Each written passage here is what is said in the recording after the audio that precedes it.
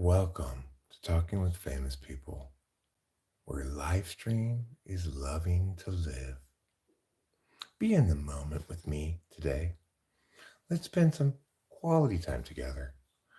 Let's spend time where we're really here and now in the moment, not distracted by things, not on our phones having screen time. No, all natural urgency. Is that Big Dog Mofo? Oh my gosh. Big Dog Mofo, you're one of the people I really wanted to tell you about this. Listen, we need to learn to be in the moment. That means you, mister. Y'all call 100 with these pocket fives. Don't be doing something over here while you're over here. No, I want all of your attention. Every last ounce of it. So I called 100 with pocket fives, but I did not hit my set, so into the muck you go.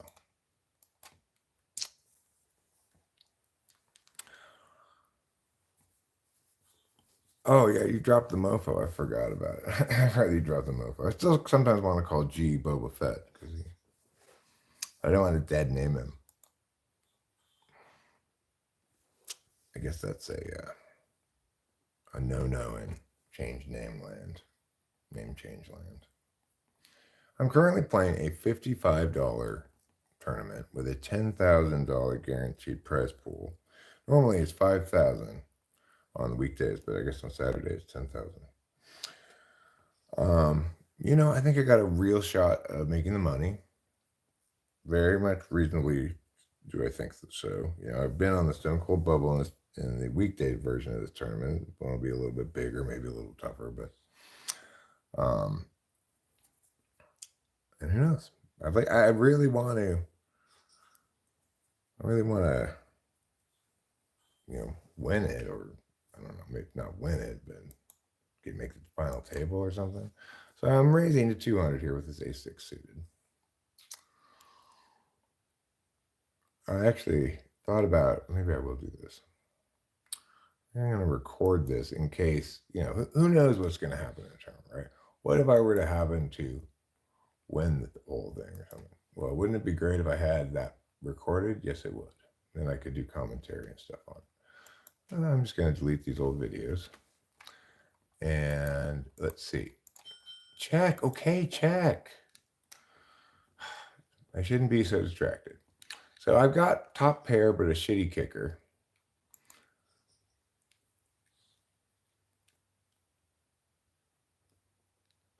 He's going to think I'm on the flush draw, so I should probably raise if he bets, yeah. Let's see if I'm right. He thinks I'm on the flush draw and just got there. I'm not, but let's see if I'm right. If I'm right, he folds. He folds. I'm right. So these are some of the reasons why I think I have a legitimate chance. Do I have any pet hamsters? No, but I used to have a hamster. What place do you start making money? I'm playing poker with Rotten Apple.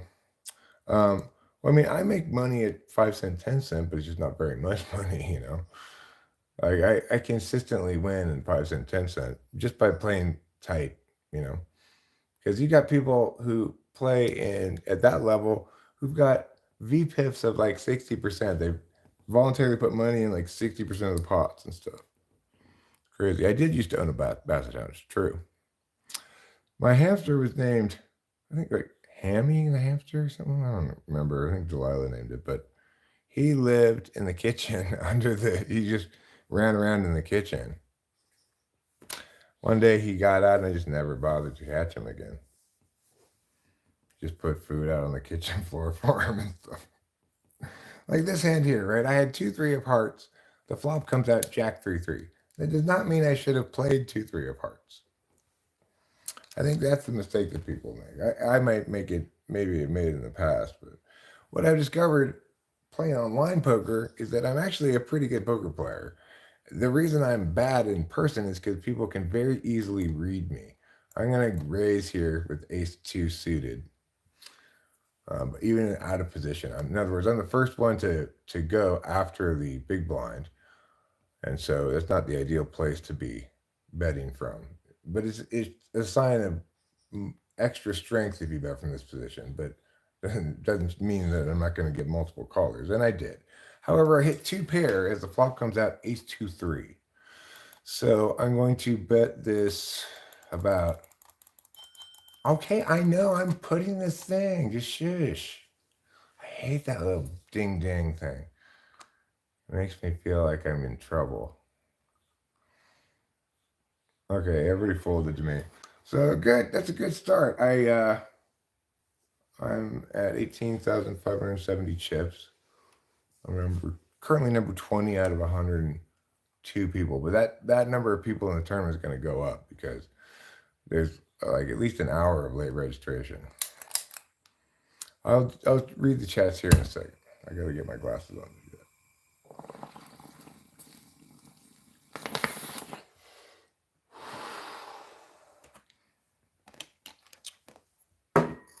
So we've got one pre-flop raiser here. Hi, the deal for real. It's got a flat call. And I got top pair again. Ace 4-3 comes the flop. I got ace 9. I'll bet it. And I'm sure we haven't been playing at the table very long. People must think I'm super loose or just bullshitting, but I actually have it every time I've been betting so far. So now I'm at 14,160 chips. That puts me at number 16 out of 106 players. And I'll fold this 9-6 from the small blind. Good evening. It's not evening here, but good day to you, Samuel Muneza. Hi, Daniel Berry Sports Highlights. How are you? I was just thinking about your Chappy Tracks. Chappy Tracks is a great playlist. How did I end up with the gambling yesterday? I mean, nothing. It's like I lost the tournament. I lost my $50 buy-in from yesterday's tournament, but I won it almost all back with playing 5 cent, 10 cent. It's kind of slow, but it's something I can do while I'm doing other things. I wouldn't really call it gambling per se. So yeah, it's a good start. It's a good start. Now I got pocket threes. With this kind of hand is you're just trying to get a set, right? But considering that what the prize pool is in this tournament, if I can get off to a good early start, and it's nice at the very beginning, when the blinds are still small, like this is going to be a family pot. This is exactly what you want with a pair of threes, right?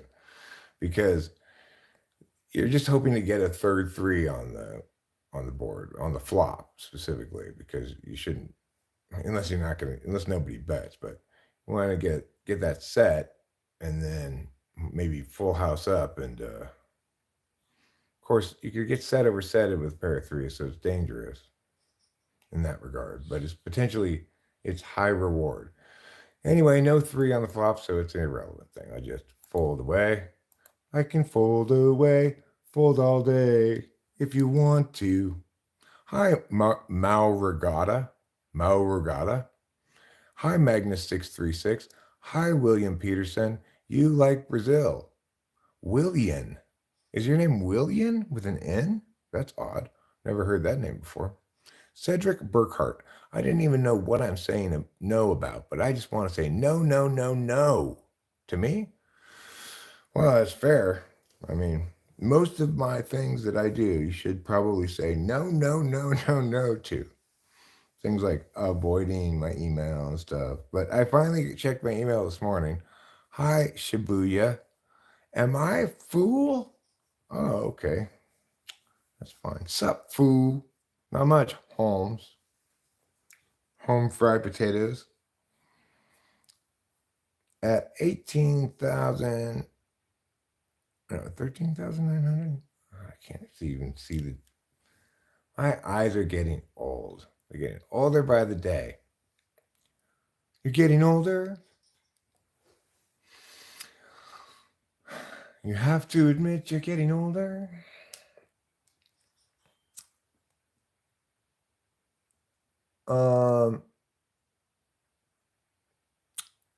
No, don't play that hand, Eric. What are you even thinking about it for?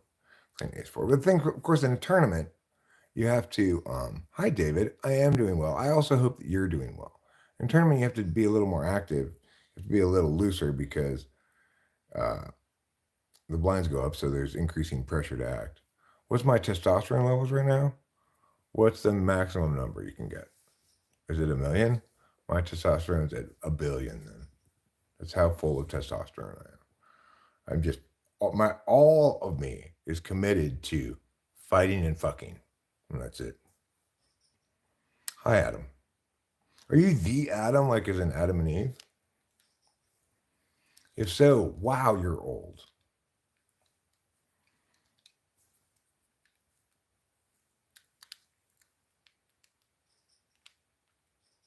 Eat healthy? Oh, I eat a lot of healthy stuff. I eat hamburgers. I eat plenty of red meat, if that's what you're saying. Be careful, Eric. Make sure you eat enough meat. I eat plenty of it. I do. I eat mostly just meat and bread. Best thing you can do for your body. If you're me, anyway. Because my body requires a lot of calories and protein and stuff and fats. And I have a very high metabolism. So, of course, what other people think is healthy food is not healthy for me. What's my favorite fruit? I don't eat fruit. Who eats fruit? I mean, okay, my favorite fruit is grapefruit, I guess. But you could argue that my favorite fruit is melon. But a good grapefruit is delicious. Now you're making me want to eat a grapefruit. And I wonder if we still have those grapefruits, and if we do, if they're still good. I got them not that long ago. I try to do eat fruit sometimes. Oh yeah, look at that, baby. Look at that. All right, you got me eating fruit. Mission accomplished. Mission accomplished. Lady or man or whatever you are. Oh, I got an extra. Hold on. 2-3. No, I don't want to play 2-3, obviously.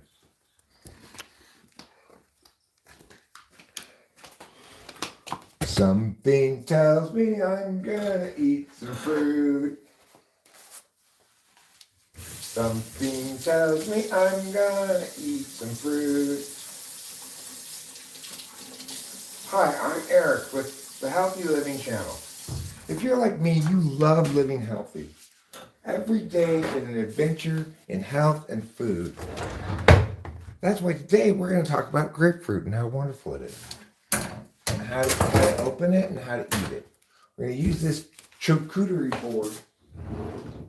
Transformed instantly from a cutting board to a charcuterie board. That means you can eat off of it. Okay, still that same hand. Fortunately, people are acting slowly.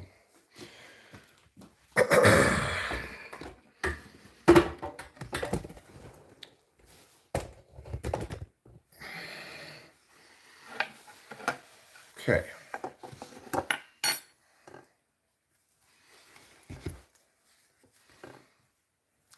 Hi, Winston's mom. Are you ready for some grapefruit? A Monday night party.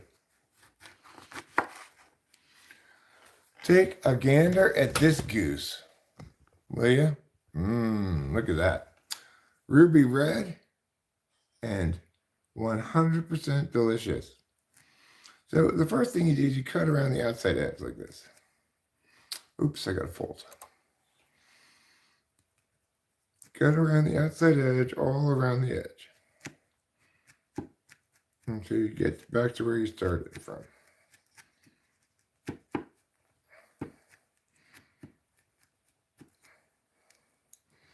Okay, then you're going to cut along each one of these little lines.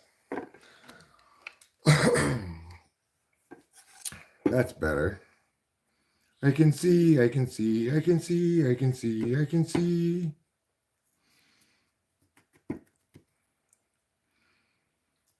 And you can see as well the artistry of the world's greatest grapefruit preparer. I'm going to take a different knife. I'm going to use a different knife here now. Use a better knife, a sharper knife, a truer knife. TRT would advise against it. What's TRT? I don't have one. I don't have a grapefruit spoon.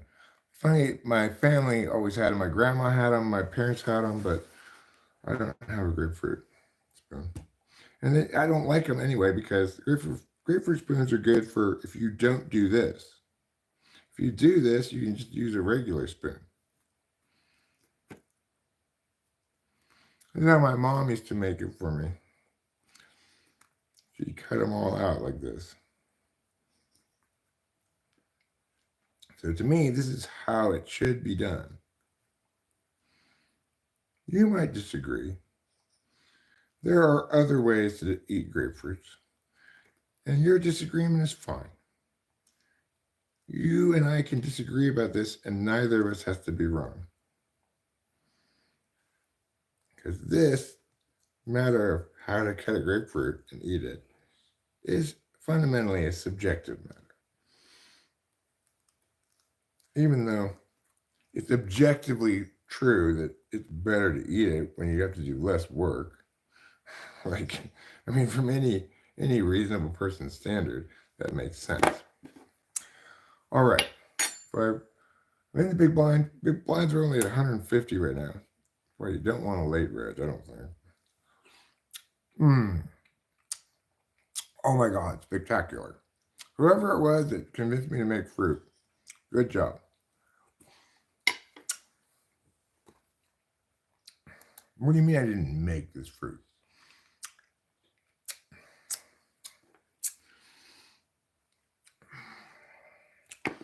All right, fine, I didn't make this fruit.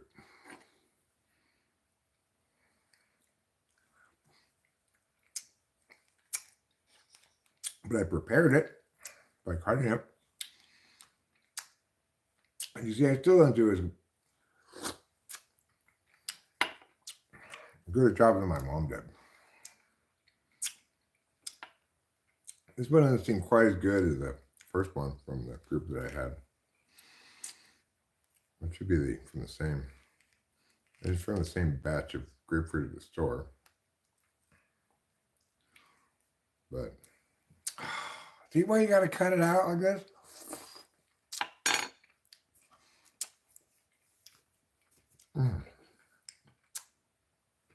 You're right about that for sure, Putty Cat. The growth of the federal government is insane, unconstitutional, and just the disillusion of the core values that make America a leader and prosperous and all those things, which are all not about the government, but are about individuals, This is a country whose founding was predicated on the notion of individual rights, not on the notion of the wonderful value of government power and authority. Quite the opposite.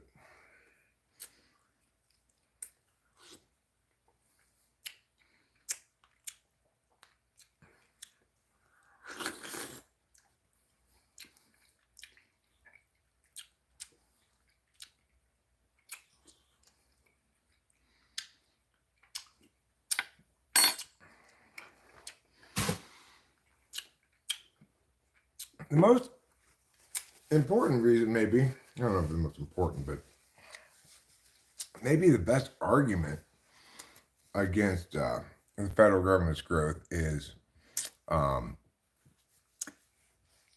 that it's an upside down food pyramid. So if you look at the taxation pyramid, or like a food pyramid, but it's a taxation pyramid, the most taxes should go to the most local level, and the least taxes should go to the most federal level.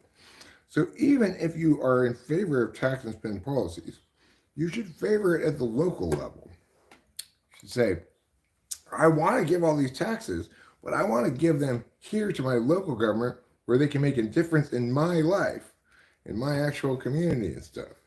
So if you want to pay a bunch of taxes, hold that position. That doesn't ensure that your money is wasted. Like it does when I don't mind giving Mariposa County money from taxes or whatever, because I they snowplow the roads and do shit like that. Maybe I don't have any kids in school, and I don't want to necessarily pay for school, but I understand that that's fine. It's being a good community member, right? Okay, all right, beep. I hate that ding ding. It makes me feel like I'm getting in trouble. But I do understand that I am part of my community, and I want my community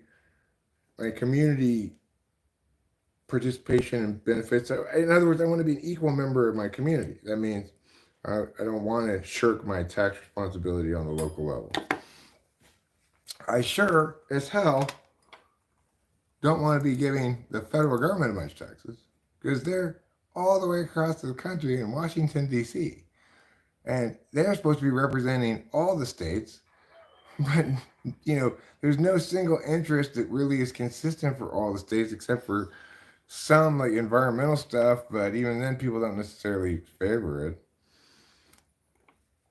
Regardless, the point is you want to have decision making decentralized as much as possible, and because it's just simply how things are most effective, right? You've got a bunch of individual agents, and each of them has independent interests, wills, rewards, consequences, etc. in their own life.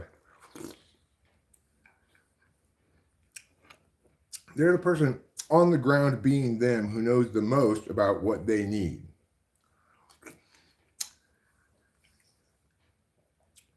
So government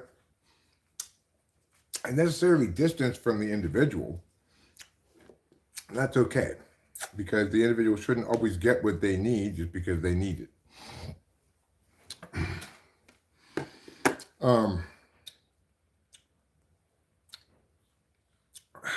In other words, government is good because just because you need bread doesn't mean you should steal mine and get away with it. Ergo government.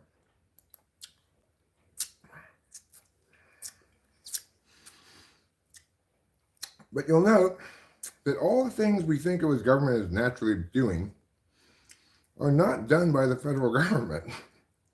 And when they do it, it's a complete waste of time, money, and sometimes horrible decision making. Like, you know that Hawaii has an interstate highway? The reason it's an interstate highway is because it was paid for by the federal government. It's a highway that, like, everybody in Hawaii opposed because it just destroyed this beautiful valley. They had to take out a bunch of like old Hawaiian shrines that are important to Hawaiian people and stuff. And like everybody opposed it. Cost billions of dollars, 10 contractors, and God knows how many years to build 11 miles of highway that nobody wants, and most of them rarely gets driven on. That's what the federal government does. They decide that it's in the nation's interest for Hawaii to get an interstate highway, which doesn't even work that way. Hawaii's like, hey, we could get something for free. And politicians in Hawaii are like, hey, look, we can get something for free from the federal government. We can build a highway, and we don't have to pay for it. We get it for free. We just get it from the federal government. All right, well, let's find a place to build a highway. What the hell? Why not? That's not how good his decision making is accomplished, right? Some central authority says, here, you can have this money if you meet these stipulations, and you're not even like talking to them about it. You're not even going, hey, we need some help over here with something. You're just carrying on your own business. Saying, hey, would you like some money? Comes with a few stipulations. Okay, you got to build something with it. Like what? Can I build like a distillery? No. You got to build like roads or a highway or something. Oh, okay. All right, well, let me look around and see if there's any land where we could build a highway on. Oh, yeah, get back to us. All right, well, we found a spot. We could go from this part of like Oahu to this part. It's like 11 miles. It just goes across some beautiful, verdant Hawaiian natural habitat and important cultural stuff. And things like that. Nobody at any point, keep in mind, and they federal go, oh, great, you found a spot. And do you have a contractor? Yeah, we have a contractor. Well, let's get started. Oh, God. There are all these people opposing it, all these court cases trying to get us to stop building this highway. Finally, we get the courts to agree that we have the authority to do this and break ground with the first contractor. 10 contractors and billions of dollars later, they have a highway that during the whole process, nobody ever asked them, from the federal government, for example, do you need this highway? How much good will this highway do? What's the return on our investment? At no point did anybody ask that question, obviously. Why? Because decision making is best done at the local level. The most, if you're going to have centralized authority, it should be many pockets of small centralized authority, as it is in the United States. Now you'll note that the federal government doesn't do me any good, but it doesn't really do me much harm either. It's not like I'm encountering federales who are coming and shaking me down for a bribe or something. And I respect the fact that the federal government is where we need to have the military. Like they need to be in charge of the military. I don't think we need to spend quite as much on the military as we do. But the point is, if you're going to complain about taxation of the federal government, then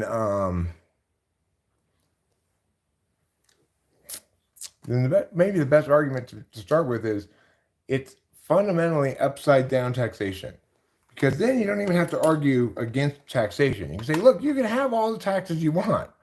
If you and the rest of your community, if you find a bunch of people like you, start a little town, incorporate it, you can have everybody taxed to the fucking gills. If that's what you want. You can tax and spend all of your tax dollars so it's all big commune. Okay? That's what you should do with your political passion for taxation, is go support taxation in your local community. I mean, most of us don't. The thing about the taxes is where the federal government's done a good job. Well, does the Army Corps of Engineers count as the military? I think generally speaking, the federal government's done a good job with the national parks and national monuments. I think it's great that the federal government started protecting wild spaces when it did.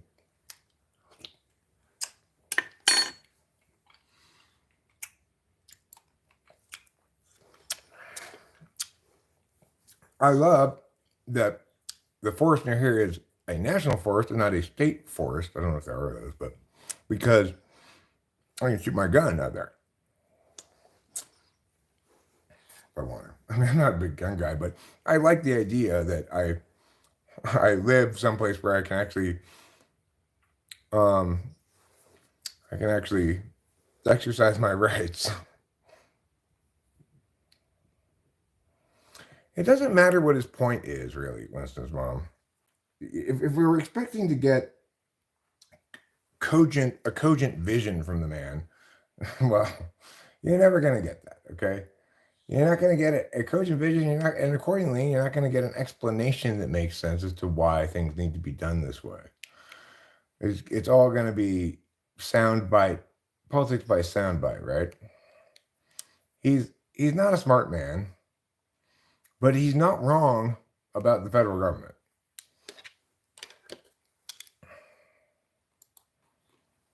Which is a threat to our nation's existence if it keeps up, and it's just as spiraling health costs are. When we try to eliminate market forces from shit, bad stuff happens. Like the ACA codified the role of insurers as a middleman, which just guarantees spiraling costs. Anytime some industry somehow is, let's immunize this from market forces, it turns out to be a fucking catastrophe, right? Like school. You got a bunch of teachers of varying quality. There's no way to enforce firing bad teachers because of teacher unions. It's a complete fucking disaster.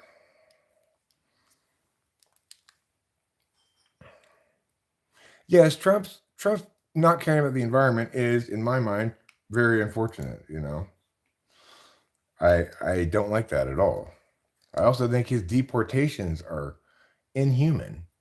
I'm not even gonna say inhumane. It's like, what human being would feel the need to like deal with a problem that way when you could say, look, the federal government has the whole time had the job of controlling the borders. They failed to do their job, and now they're going to take it out on people that they failed to do their job on in the first place.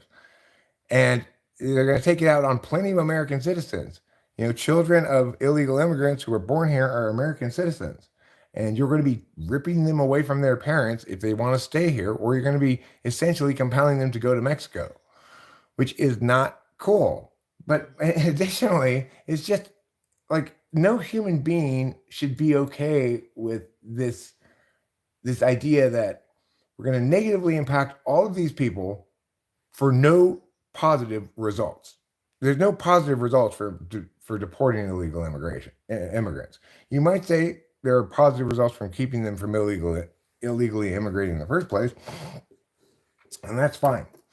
But nobody can correctly argue that illegal immigrants are a net loss to the country, because after all, illegal immigrants don't get any services.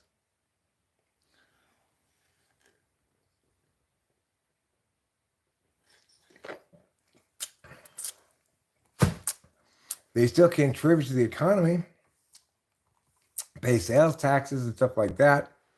They contribute to the economy by doing work for regular people under the table that they need to get done, but they don't use any services. I mean, they don't get any government funded services, Especially they don't get any federal shit. So, like, there's no good reason why Trump should care so much about deporting these people. He's just hateful. People think like somehow because I defend him where he's correct, that somehow I'm pro-Trump. I'm not pro-Trump, okay? But much of what he's doing, if he continues on this path and accomplishes a lot of stuff, he may end his presidency with me going, you know what? He was actually a really good president. It's possible. You don't have to be a genius to be good at something, He's an idiot, sure. There's no denying that Donald Trump is a complete fucking moron. I mean, of course, it seemed to me that another person who's a complete fucking moron is Kamala Harris. So it's not like the other alternative was any smarter. Biden had dementia, and these are the fucking just bottom of the barrel people that we're electing. Like, why? Why can't we find anybody decent at all? But regardless, Trump may win me over by his overall actions, and so far, much of what I'm hearing sounds very good to me.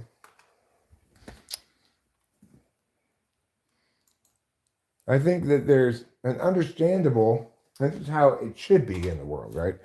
There's an understandable desire to stay with the status quo unless there's a clear affirmative reason to change it. But the issue here is it's the status quo of slow boil, right? The federal government has gradually increased in scope and scale, and amount of spending and amount of taxation and all those things. And so that's the status quo that we have to change. If you're comfortable with status quo slow boil, then unfortunately you will eventually be boiled to death.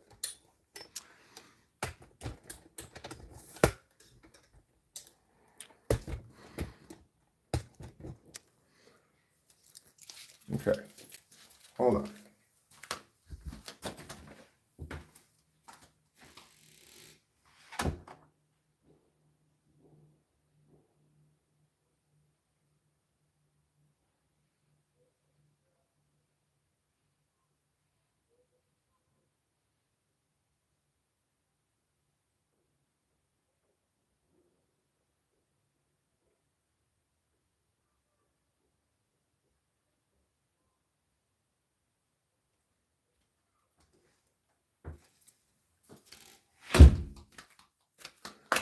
And I think we need to remember also that the fight against the growth of government is like it's like the fight in favor of the environment, right? Once an old growth forest has been cut down, there's no going back and saving it, right? The You're always trying to protect as much forest as you can. There's always people who want to exploit those resources. Same thing with um, the scope of individual jurisdiction. We're trying to prevent other people from interfering unnecessarily in our business. The number one interference that is done by government is a necessary one. It's called taxation. But as I said before, everybody ought to remember the appropriate taxation pyramid. The top of the pyramid is the furthest away, most centralized. The bottom of the pyramid is the least centralized, most local. So you should have the most funds going to the most local and the least to the federal government. And instead, it's upside down.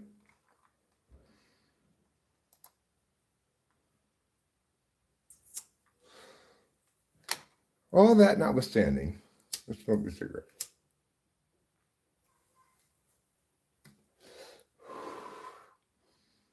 And the better it gets, the more this girl regrets. Now that is love.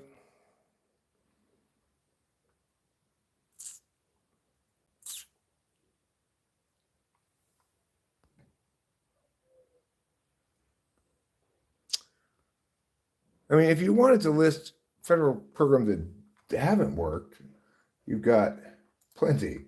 The war on poverty, the war on drugs.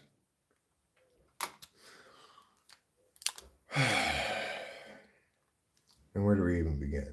Social Security is an absolute nightmare. And a problem that somebody's going to need to fix, right? It's not like you can fix it by squeezing more Social Security dollars out of more people. It's fundamentally a terrible idea. Wait, you're telling me you're going to take away my money now and give it back to me when it's much, much less valuable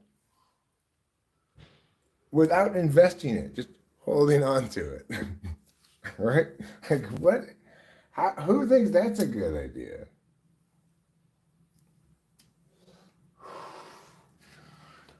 Do I believe that the federal government would do a better job of preparing for my retirement than me?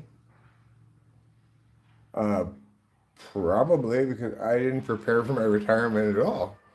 I paid into Social Security for some years, but I'm not expecting to get anything back. Maybe I will, but nobody plans on their retirement being funded by Social Security. I want to have a really fun retirement. So I'm going to just have my fixed income be Social Security. That way I'll be able to live a lavish and fun life. Nobody has ever said that. But I think disability is a bigger problem than Social Security. I don't think people should be getting money because they're disabled. Like, what is it? A reward? Bravo, sir. You are disabled. Let's give you $2,000 a month to stay home. Well done. Nothing even, they're out and about doing things. Hey, Judy. It's like I heard this conversation in San Dimas one time. When there were these three women, and they were all kind of chubby. One of them was more chubby than the other ones, maybe. But they were talking about, they were saying, oh yeah, I'm getting my disability check. It's like 10 a.m. on a Tuesday morning. They're chilling at this bookstore and chatting and talking about getting their disability checks. Like, why am I paying 1 cent to these fucking idiots?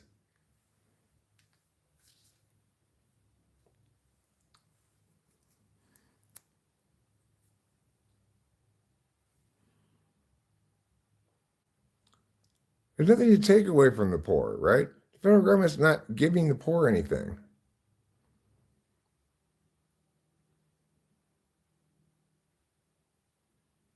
There's a long-term move towards deregulation. I mean, there's been an almost infinite stretch of the opposite of deregulation, namely more regulation. Where's my fucking cursor? Bold. I'm using up all my time bank stuff by not being able to use the mouse very well. Ace 2 in the big blind. Well, I don't oppose food stamps, actually. I think the food stamps program is fine. I do oppose it technically in the sense that it's a means tested program. So in other words, if you get food stamps, now you're kind of locked into poverty, right? Because you can't make more money or you're going to lose your food stamps. That's one of the problems with any means tested program. But I'll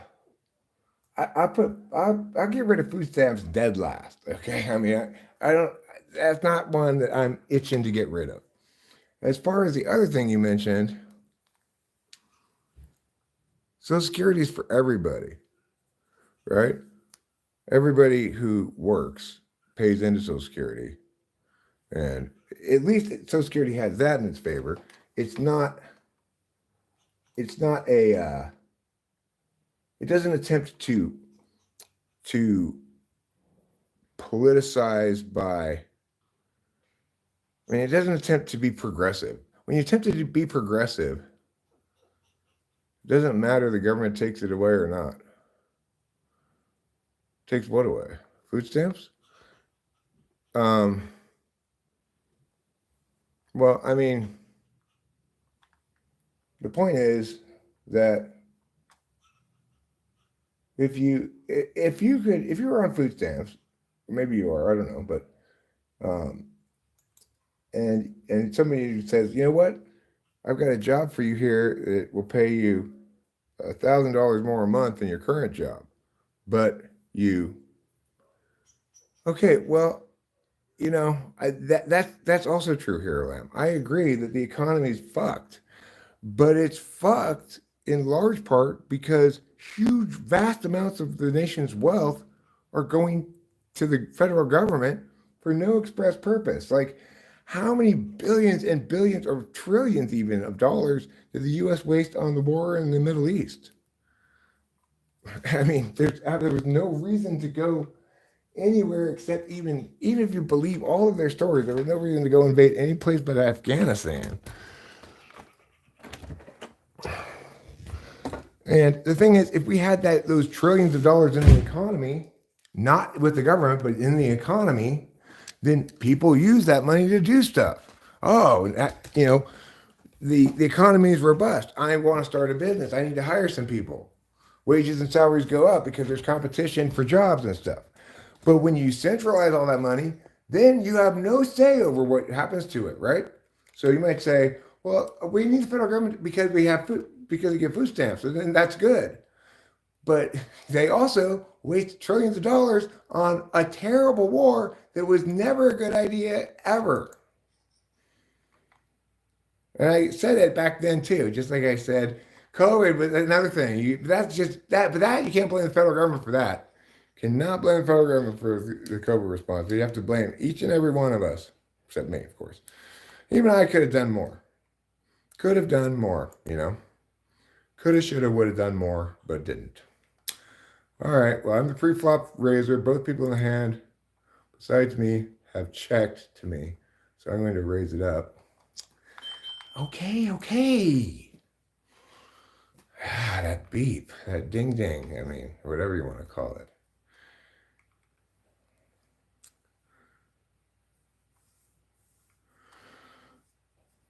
I agree that the most fair tax is a consumption tax. Pretty Cat is correct about this. Do you have a 10 unhinged NPC?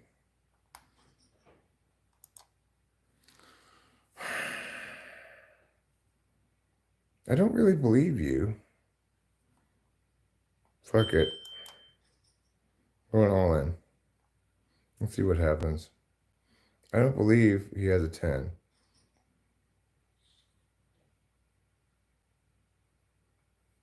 Oh, I didn't go all in? I thought I went all in. But I have 117 left. Yeah, I know. I'm going all in, obviously. What you got? You got nothing. You got absolutely nothing. You just bluffed off half your fucking stack, you dumbass. Now I have your chips. I have 24,000 chips now.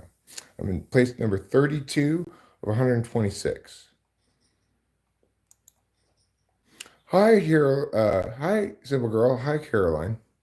And hi, Hero Lamb, too. I didn't mean to not say hi to you. Yeah, getting a degree is a terrible idea.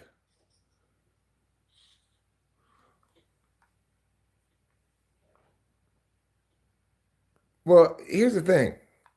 Even if there's some corporate cronyism going on there, like government corporate cronyism, and Elon Musk is getting contracts, well, if on balance the total government is cut, but now they get these cars from that company, who really fucking cares, you know? Obviously, if Elon's going to come in and be a big part of this administration, as apparently he is, then it's not shocking that such a thing would happen, right? But if on balance he gets rid of stuff that's unnecessary much more than he takes advantage of his position, then on balance it's going to be good. If we're measuring outcomes, you know, I agree it's illegitimate if he's, you know, personally profiting from his role in the administration, which is like he's not even, is he even an American citizen? I don't think he's an American citizen, is he? No, the government should not be focused on education. That's a terrible idea.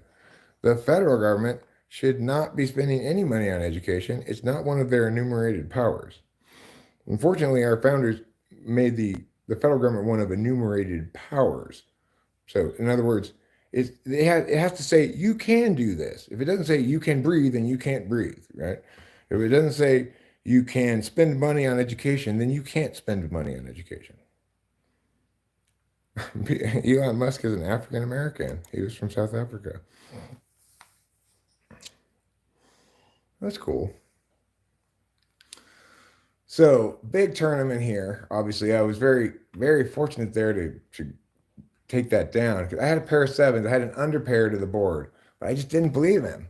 I was right. And I feel confident that I can cash in this tournament at some point. Maybe not today, hopefully today. I know that people are not really very. It's interesting in tournament you don't get to see their stats.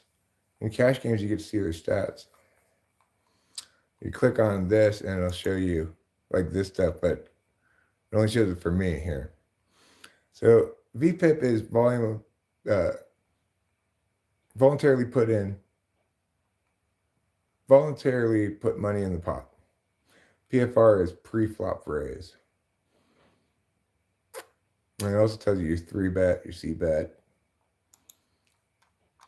But you don't get to see other people's, which I think is good for tournaments. You don't get to see other people's. Let me pull this up on the screen so I can see your chat. I got an interesting email this morning from some lady. I periodically get emails or contacts from people who want to bitch about CS Joseph. This morning I got one for Club ENTP. And as with the CS Joseph ones, it's like, I've got this evidence. You need to see it and hear it that he's a horrible person. I already know that these people are shitbags, but whatever. Anyway, today was about Club ENTP.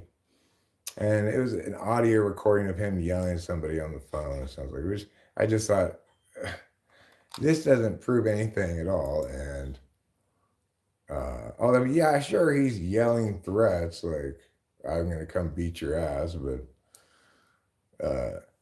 it was in response to, I guess, a prank phone call.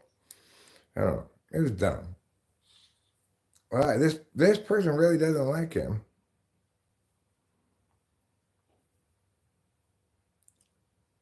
Yeah, I mean that's the thing is that the government isn't helping people in need. So isn't it the case that they shouldn't get so many tax dollars? Because the federal government can't be trusted to make good decisions about local matters like infrastructure.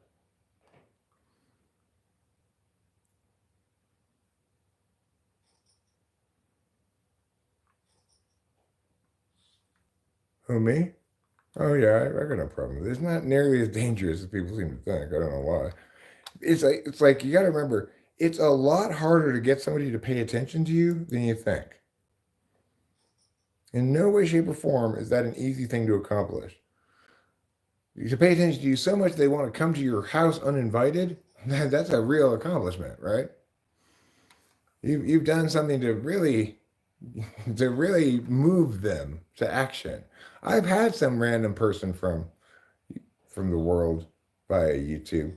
Education should be government. Education is government spending, Rishi. It's local government. My property tax dollars for this house and the other house pay for, and nothing else really pays for, except property taxes and stuff. The county school, all the county schools. So the government does pay for education. It's just the federal government should not be paying for it. And frankly,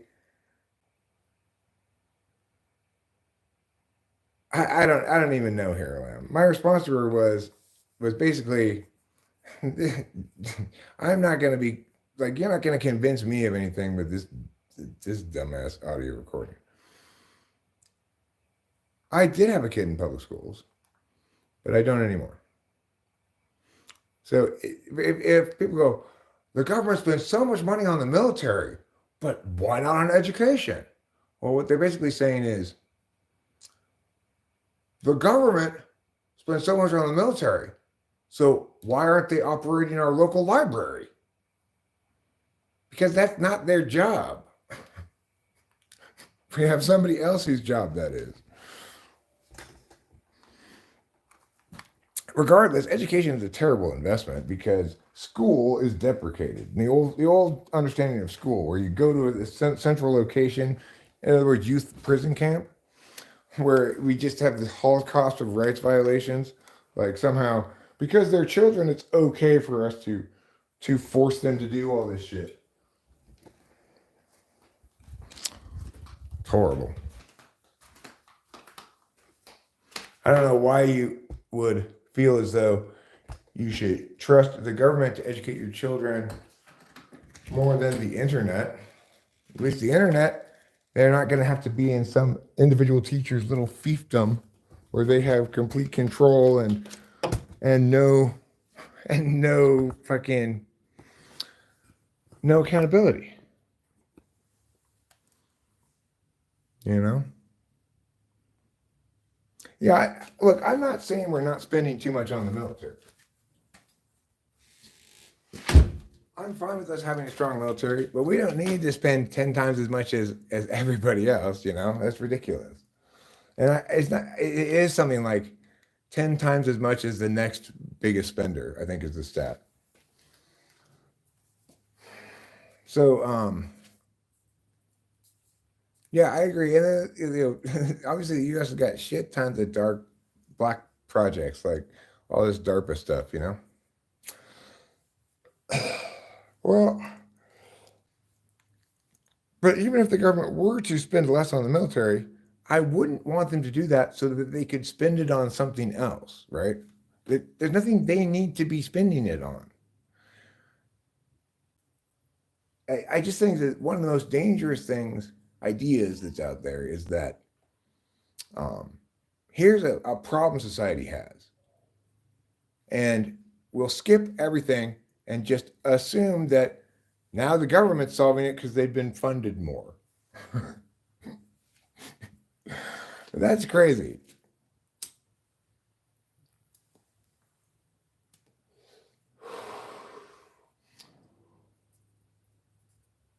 That's absolutely nuts, though.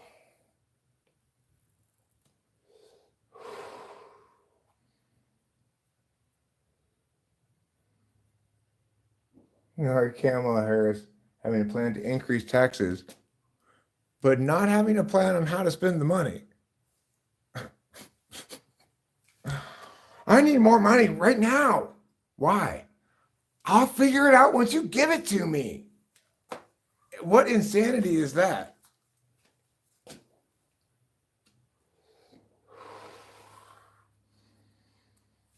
There's lots of things I could spend it on. There's this problem and that problem, this problem, those problems.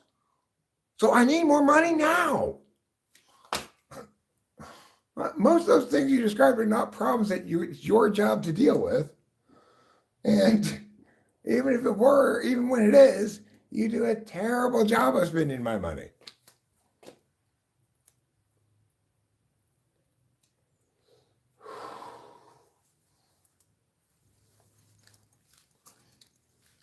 I mean, I don't think anybody who's ever come around here would disagree with this claim of mine, that I would be a better president slash legislator slash judge than most of what we currently have. And I'm just some random guy, right? I can think of shit tons of random guys who I think would be better at being a politician than politicians are. Politicians need to be good at getting elected, but the people who are best to be elected are not going to be very good at that.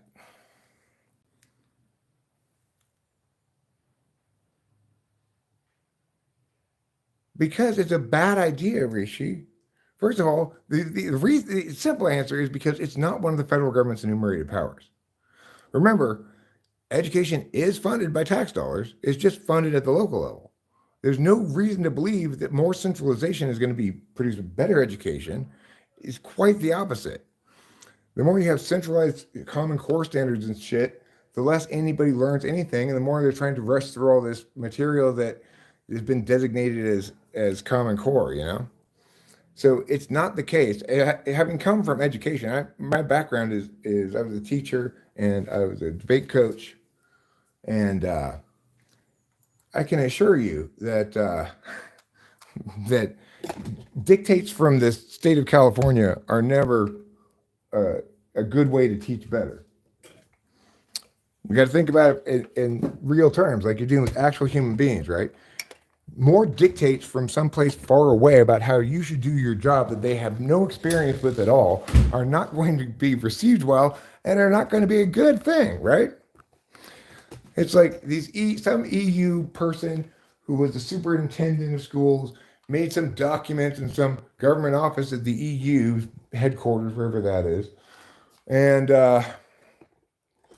then now imagine you've got this teacher in Portugal, and they've got a class, and the principal comes in and says, "Hold on, we just got new instructions from this central office in Germany. You need to be doing this now." But that's not what this particular class. I'm doing this because this is their deficit area. I need to remediate this before we go on to anything else. Sorry, that's not what the central authority says we should do. It's not going to, it doesn't work. You can't be like from millions of miles away, okay, thousands of miles away, I'm going to tell you how to teach your class. It's a terrible idea. It's fundamentally a terrible idea.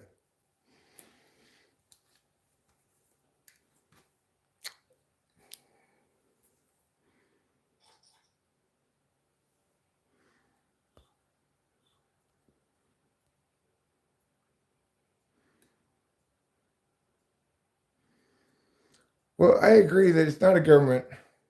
If we consider the government to be the equivalent of a jury of our peers, we do not have a government of our peers, and that's unfortunate. And for the reason I articulated before, the people who are best qualified to be elected are not the people who are good at getting elected.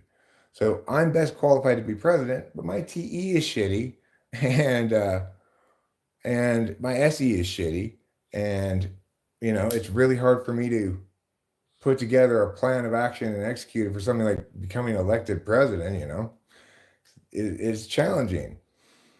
For most Americans, they probably don't even think, they don't have what I have, which is a 100% firm belief that I'm a preferable alternative to everybody else and correct about things, and that my correctness, I can articulate it well, and that it should be convincing to everybody.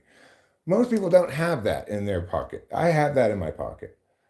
And even so, those other people would still be better qualified than most politicians to do the jobs of the federal government, provided especially if the federal government did the job it was supposed to do and not a bunch of other stuff, So getting rid of the Department of Education, absolutely they should be doing that. Getting rid of the DEA, absolutely we should get rid of the DEA. We could leave alcohol, tobacco, and firearms if we must. After all, there was that whole shit was properly done. First, there was a constitutional amendment, then it was rescinded, but certain things were kept, etc. Right? So you can't really complain about the legitimacy of the ATF, but we certainly can complain about the legitimacy of the DEA. And you're going to say, oh, well, Erica, you oppose the FDA. Well, this is where you got to be a bit of a principled pragmatist, right? Like, I acknowledge that for some matters, such as the safety of drugs and medicines sold in the country, it's not possible for local authorities to each independently deal with this process, right? If we tried to have that decentralized, we'd have serious problems. Do I want to call this bet? Fuck it, I'll fold it. Fine, I'll fold. Ching, ching, chang. I don't like your bing, bing. It makes me anxious. You could just stop it right now with your bing, bing. I could turn the sound off, but I need to hear the bing, bing so I know it's... Right, that's the idea, big dog mofo. You get, and in this model, you say you're going to end up with exactly the same amount of tax revenue. Let's just pretend that, okay? So then you have a national sales tax at a percentage that generates that amount of money. And what you'll find is that the poor people who have jobs, if this replaces all the revenue, right? Now they no longer have 20% of it taken away for Social Security or whatever they take. I'm not sure what they take. So now they've got more actual money to spend, and they're not as functionally poor. Because poor people need their money now, right? They don't need it 50 years from now. And yet, when they get a job, those kind of jobs that poor people get, they were always take out Social Security. The kind of jobs that rich people get, or smart people get, or whatever, is, like independent contractor corporation stuff, so that you're a corporation, not an individual, then you don't have to pay any Social Security taxes. If you own your own business, you don't have to pay Social Security taxes for yourself unless you give yourself a salary. And you're not the one paying the Social Security taxes for your employees, they are. And yeah, I mean, Social Security taxation in general stifles growth, but I'm not an extreme libertarian. I'm not saying let's eliminate all taxes or something. It's important to remember that the federal government is currently getting $4 trillion a year. So, I mean, it's what in the world, if you look at the Constitution and stuff and the things that the government's supposed to be doing, that can't possibly cost $4 trillion to manage the post office and mint coins and be in charge of copyright and the other enumerated powers of Congress. It cannot possibly cost $4 trillion. I'm sorry. If I had $4 trillion, I'm not sure I'd spend it wisely, but even if I spent it all on just cigarettes and drugs, I would still be spending it more wisely than the government. At least we'd have a hell of a party. If I had that $4 trillion, I could throw a party for the whole fucking country. I could throw the raddest party the world has ever seen. It have to be in multiple locations, multiple cities and stuff. But just imagine that. If we gave me that $4 trillion instead of federal government, we could have such a fucking rager.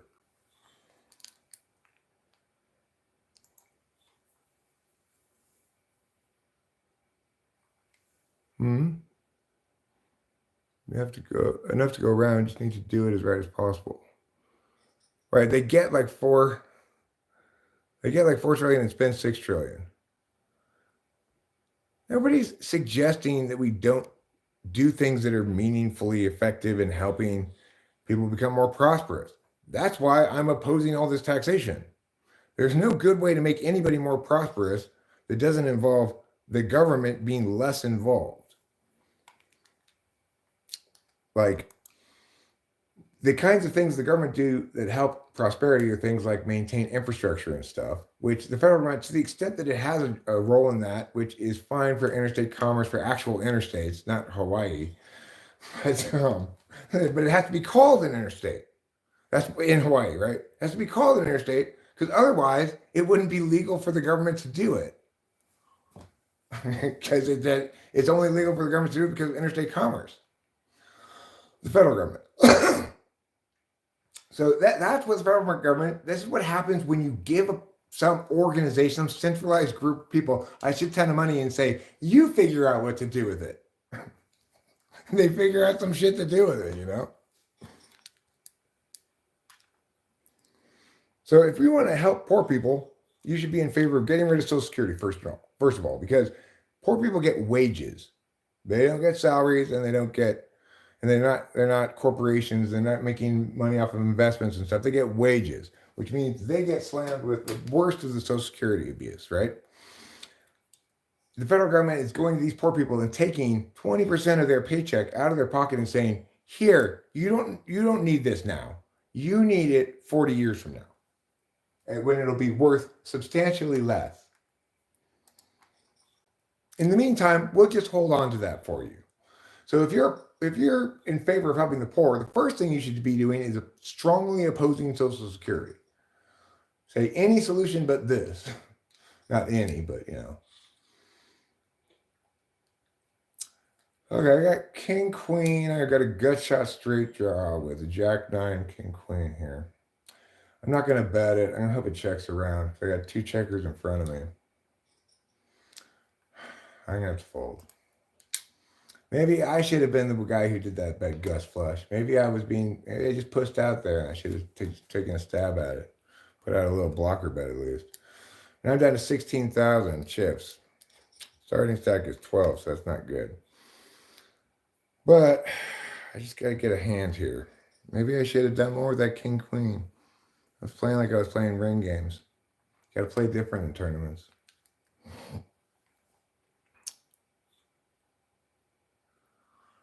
I mean, the thing is, the deal for real, you are smart enough for these discussions. It's very straightforward, right? It's like, if you have a job, how much of your money that you earn do you want to keep? As close to all of it as possible? Would you, if it were optional, would you choose to pay some of your wages or salary into Social Security on the promise that you'll get it back when you're old if you live that long? and if the federal government is still,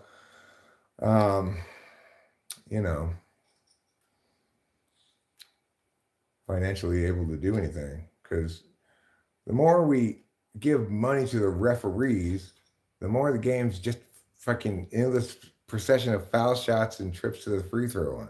If you want to watch a basketball game that's all about the referees, well, then it makes sense that you want to have the federal government get more taxes too. Look, we need to stop worrying about individual people and them living their lives and stuff. We need to worry more about the referees. Like, not just the cops. I mean, we need to regulate the shit out of everything. So that it's like, if you want to start a small business, you've got so much red tape to go through, you're never going to accomplish it. Or, like, for example, I can't just start my vacation rental, just go to Verbo. I got to get it approved by the county and stuff, You got to make sure I got smoke alarms. Nobody's going to burn it up in a fire. Just chill out already. Smoke alarms, smoke alarms. That's what I say to smoke alarms. Right, and we need to keep in mind the difference between spending power, real wages, and the simple number. By collectively agreeing to the the global freakout called COVID, um, we all took a huge hit, right?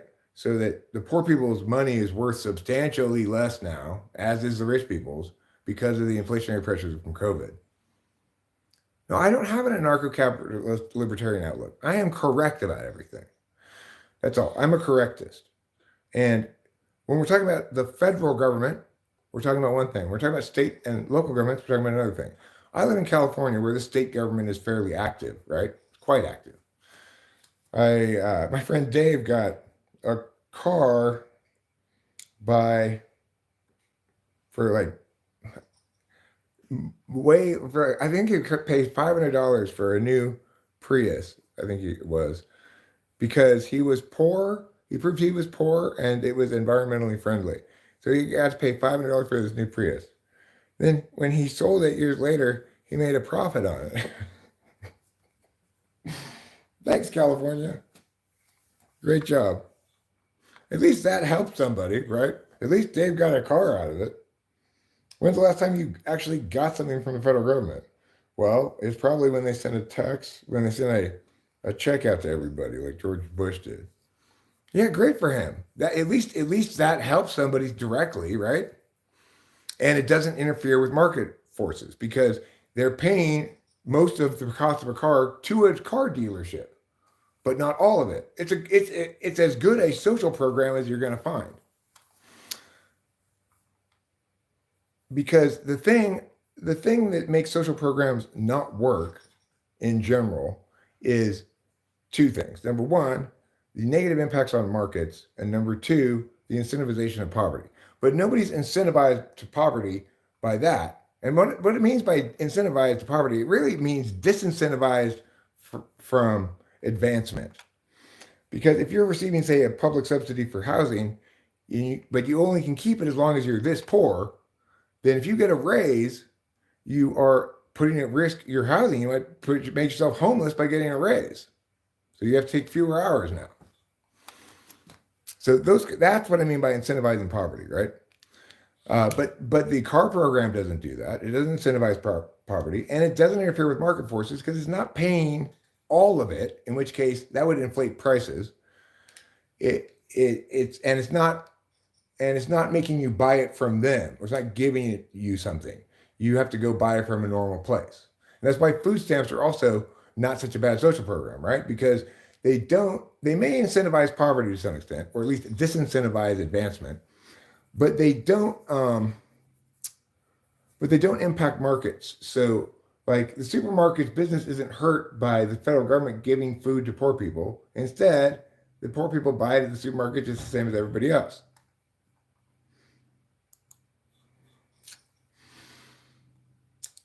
Now, if you want to talk about a terrible social program, let's talk about disability. Rachel and I Rachel went to apply for disability because she was actually disabled. And I was like, if that's what you think we need to do, then let's just apply for it. I don't know. It seemed like the thing to do at the time. She didn't get it, even though she is very disabled, actually. She doesn't seem like she's very disabled, but she can't feel her legs thanks to whippets, or she can't feel it certainly below her knees. And accordingly, doesn't really have very good balance. She doesn't dance with her feet anymore. This is like pretty hardcore, right? But she didn't get approved, but we did get clear instructions on how one does get approved for disability. The key thing is you need to put together a file. You just keep going to various things that they tell you to go get checked out by these people. And when the file gets thick enough, you'll get disability. That's what we were told. So this is not a good way to limit people's access to disability nor is it a good way to deal with anybody at all. There's no reason somebody should get money because they can't work. Also, it just shifts the onus of responsibility completely away from the individual, which is an onus that says, I need to figure out at least enough to keep myself in meager conditions, one way or another. I got to figure something out. I mean, I know maybe I'm one to talk about that, right? I come from a place of a lot of privilege, but I'm genuinely on the side of the poor when I say the government is not your friend. They are not, in general, really trying to help you at all. Like, why am I paying this weird tax called car registration, where I pay hundreds of dollars for a sticker and a piece of paper? My question is, if it were the free market, would you buy that product? The answer is no.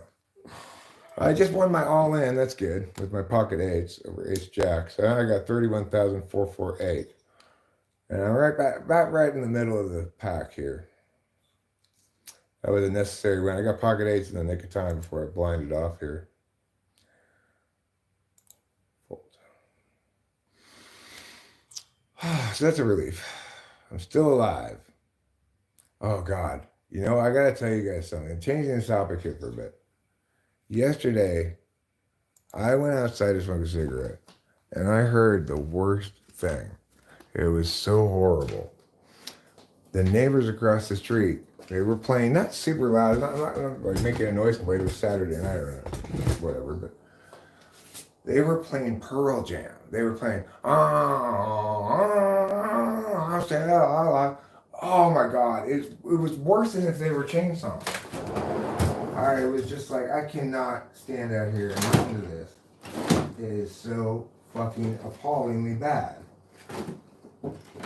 It's so appallingly bad. I literally felt like kind of sick to my stomach. Okay, maybe I didn't. But I felt very angry to hear this horrible sound of this horrible band.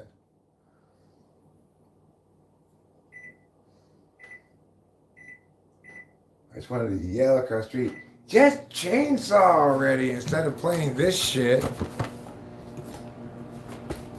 Those people have horrible taste in music. Go ahead, Trouble. Go. Go on. If you want to go, go. Don't just stand there with letting the flies in. Not that there are any flies, but In or out, dude. In or out. In? Okay. Now Capillo's going on. Hi, Capillo.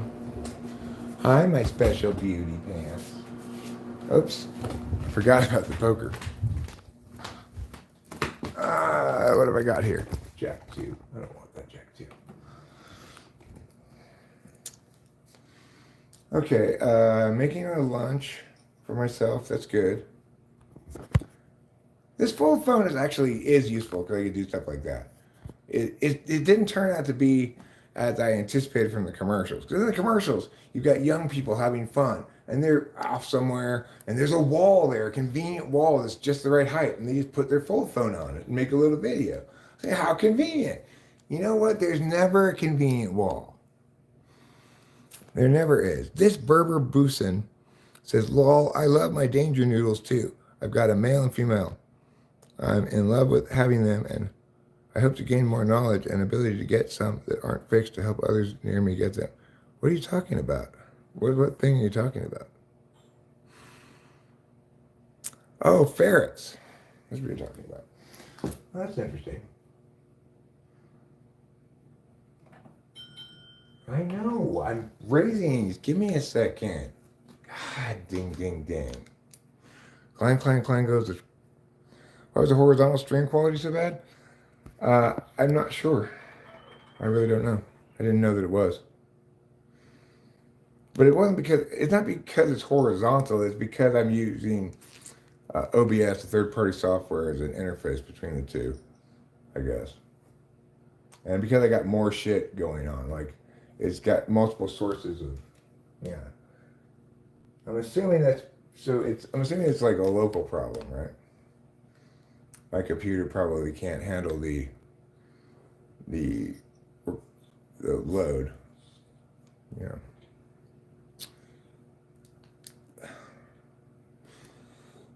But I'm not really sure. The right diet will keep your ferret healthier and save you vet money.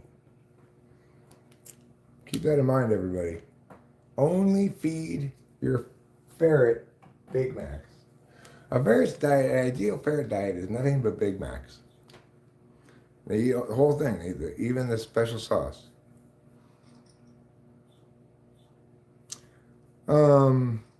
Yeah, I can handle that if that's the only thing I'm doing. If I'm trying to record music while I'm also doing some other shit, then I'd have problems, I'm sure. But I don't use virtual amps anyway. I just use this amp. I was recording some guitar earlier because I just wanted to hear what it sounded like mic'd like this. Sounds pretty good, I must say. I just kind of playing around, but I finally got this stuff kind of set up here so I could actually record some things. But yeah, the guitar being recorded like that sounded pretty good.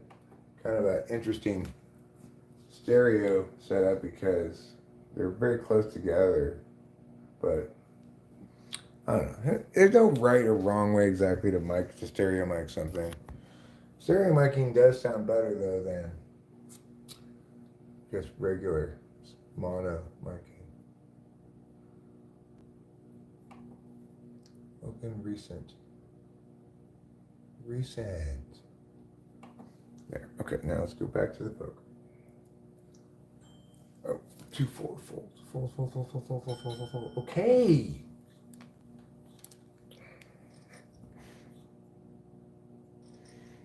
Am I nearsighted or farsighted? I don't think I'm either. I can't read.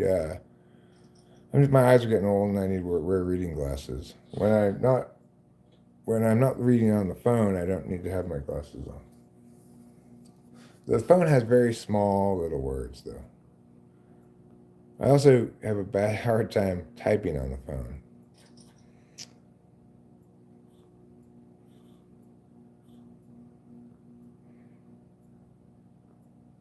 Lumafau. Hey, JL Bollinger, what up to you? I'm sorry that I didn't see that sooner. But I want to let you know that I'm not ashamed of anything. I'm not ashamed of being whatever I am. It's just I'm a correctist. It's the correct label for me. I'm a correctist in that I have the correct position on everything and no ideology as a frame.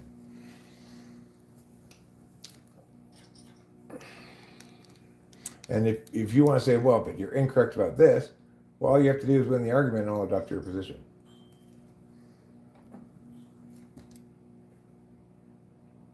You're not going to win the argument because I've already done all the arguing for your side and determined that it's inadequate.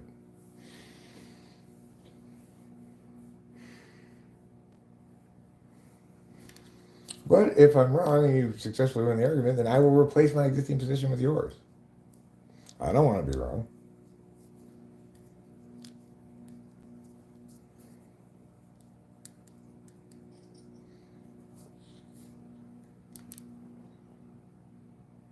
And that was the biggest problem with COVID, right? The sane people were like me, who opposed COVID without any conspiracy theories, didn't have any voice or didn't have any good arguments to make. The only thing that needed to be said was let it run its course. But other good arguments are fuck off, this is not your face, it's mine, and fuck you, this is my business, I can open it if I want to. That's the correct response to that stuff, but unfortunately, we can reference my song. Stupid and scared. COVID-19. Destroy everything with the impression you bring. 10, Jack, Queen. So I've got King 9 of Hearts. Not a hand I'd normally play, but blinds are going up. Blinds are 1,200, so I've got fewer than 20 big blinds, I think. 10 big blinds would be 12,000, 24,000. Now I've got a little more than 20 big blinds. So if I want to gamble, if this guy checks here, or go with that, I should probably just go all in. Hope for the best. Just hope for the best. Good job. Good job, Eric. Good job. You won that hand. Rats are too ferocious for what? Rats are too ferocious to keep in your underwear? I agree. I don't want any rats in my underwear. I watched a really funny drunk history the other day, though. You know that in the Middle Ages, the church decided that animals were moral agents and they could be tried, put on trial for crimes and stuff? It's true. And so some farmers decided that they wanted to sue the rats for getting into their granaries and stuff. And so the church posted summonses around saying, rats, you have to come to this trial this day. and then they didn't show up. Unsurprisingly, the rats did not show up to the trial. So, but the rats had been appointed a lawyer. So their lawyer said, well, you need to summon each of them individually.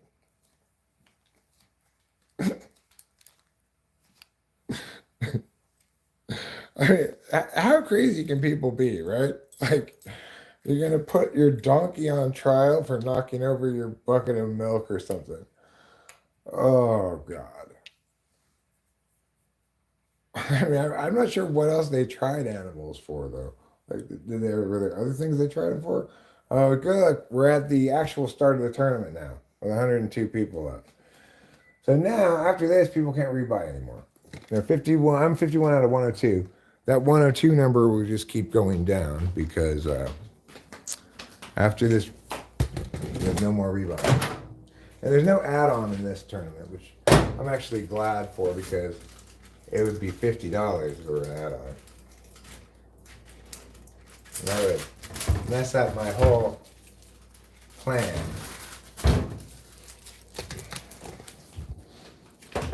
I like the add-on in the $2 tournament, though. That's, it's only $2, so I figure that's fine. I'm not being too extravagant. Shit. Again with this ding-dang. Fold. It's hard to multitask when you got poker going on in the background. But once I sit down here and get my utensils and stuff, I'm going to put your chat up on the big screen so I can see it more easily and engage with you in a better fashion. Who won that? Tens and queens. Queens full of tens, huh? Interesting. Okay. Ace 4 of spades. It's a playable hand, but I'm not sure I want to call a raise with it. I'm going to fold. Since the raiser is the first to act, he's probably pretty strong. This guy, Fast Cam, went all in after I folded, so that's good that I folded. And he has 9,200 chips, so Big Fish 08, 408. Big Fish 408 will certainly call that raise. He's already got 3,200 committed to the pot. It's only another 6,000, and plus there's 2,400 dead money provided this guy folds. So we're going to see, hopefully, this Fast Cam guy get knocked out right now. And there'll be one fewer person in the tournament. And I'll be one person closer to the money. I'm going to need to get another double up here if I'm going to be able to coast in a tight fashion. So it's tens versus ace 8. Ace 8 is the bigger stack. Ace 8 has tens covered. And ace 8 wins. Good job. See you later, Fast Cam. 93 people left now. As people start falling pretty quickly as the blinds go up, Watch out, trouble. Let me get my utensil. I need a fork, and I'm going to need a knife. 2 utensils for me.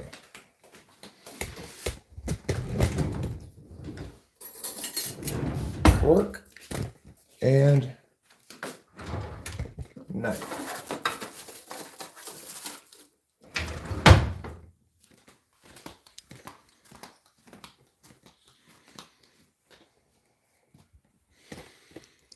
Okay. Oh, I need a beverage? Or does this beverage still have beverage in it? It still has some beverage in it.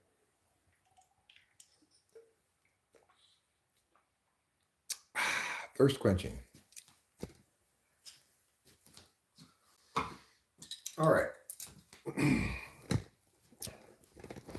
Let's just put you right here. Better than this.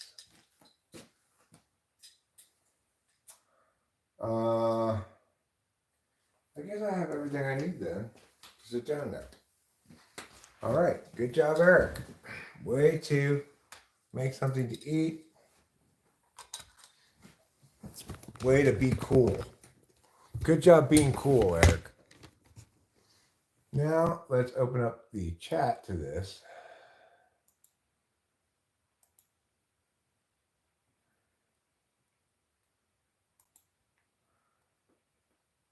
So that I can see it with my little eyes.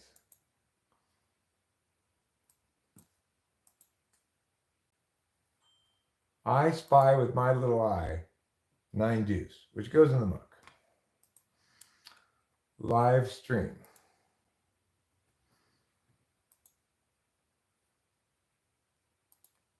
Livestream is loving to live. How wonderful.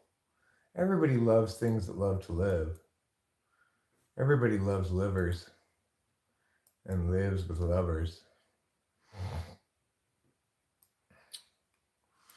Like, why aren't there a billion people here? This title is so enticing. Who wouldn't want to go to a live stream titled Livestream is Loving to Live? Makes no sense. Because people love to live. Like, almost everybody I know is alive.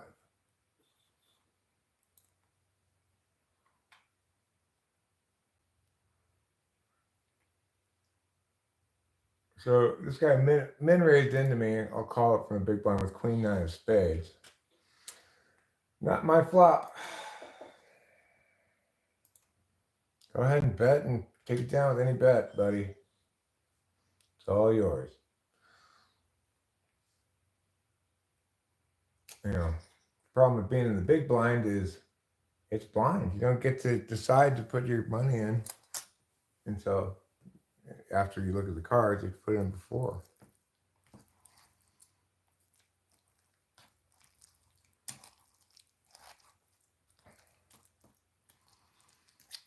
So if you were thinking that it meant you actually had to be blind, no, incorrect. Yeah, weirdly, in this silly little Netflix game I was playing, it's called Too Hot to Handle 3.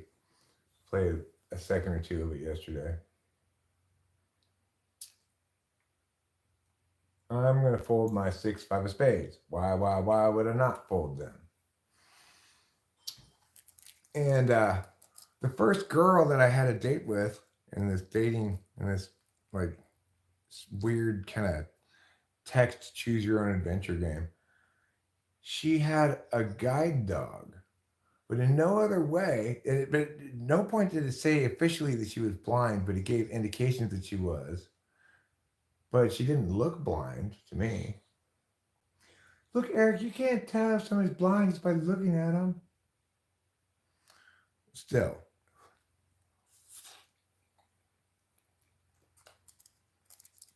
Why else would she have a guide dog? I mean, maybe she has seizures, I guess. And then maybe she'd call it a seizure dog. There are dogs that people who have seizures, the dog can tell somehow before they have the seizure they're going to have one and alerts them, and then they lie down so they don't fall down or hurt themselves and stuff.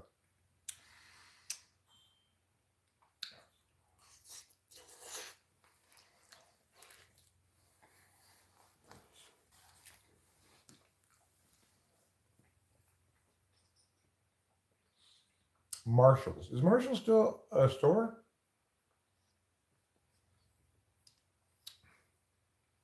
Oh no, Mervyn's.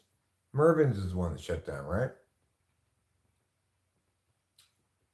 One of those stores shut down sometime back. It was the one that had the commercial for Black Friday. It was memorable for some reason because it showed this lady. It must have played it for multiple years or something. I don't know. It showed this lady going at the door of the Mervyn's going, open, open, open.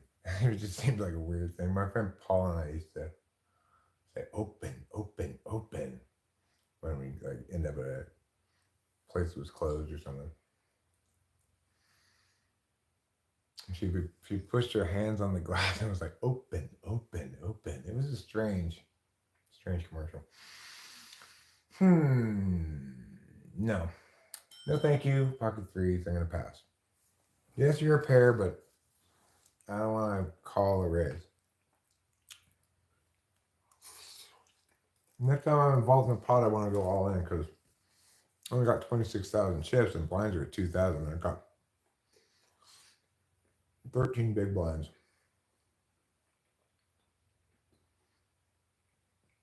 You know, you can set this to show your chips in big blinds instead of in chips.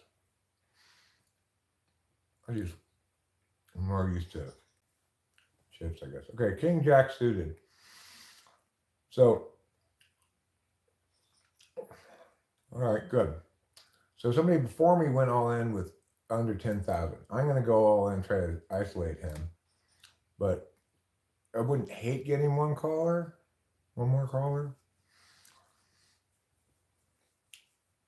Homie's thinking about it. I mean, I got a drawing hand, but it's a pretty good drawing hand. King Jack suited. Not terrible anyway. I'm up against 9 Jack. I think I won.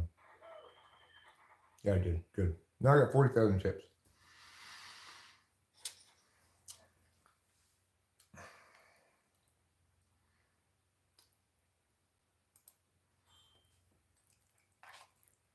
All right. Still alive. 74 people left.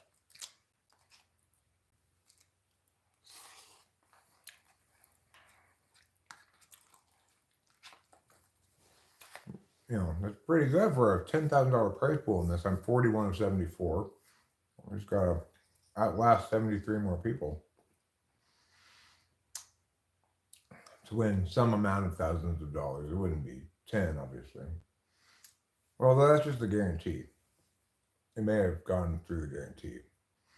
It's like if more people, there's more money in the pot, like from registrations, either from rebuys or initial buys, than 10,000, then they'll expand the prize pool. I'm not sure about this. How I didn't see it ever get much higher than like 120 people. I don't think so. Assuming none of them rebought, then that would be 6,000. But I'm sure plenty of them rebought. Probably some of them rebought more than once. Queen 8 of spades. Fold. What are you doing, Eric? Why are you even thinking about making a move with that shit? Sometimes I have to remind myself that I'm playing poker, not just like, I just do what I feel like doing. There we go. Now I've got the meow. The chat up. You need to unstick your keyboard, huh, Winston's mom? You've been fapping?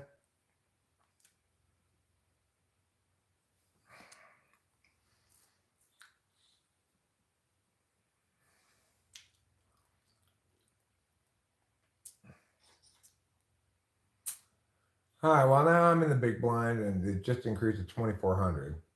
So, I've got, maybe I will have a show in big blinds instead of chips.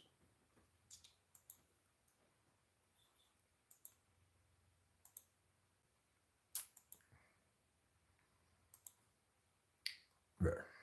So I got 15.64 big blinds. I got raised to 2 big blinds from my 1. A raise I would have called if that guy hadn't gone all in. Instead, I will fold my 6-7 happily. Find a better spot, as they say.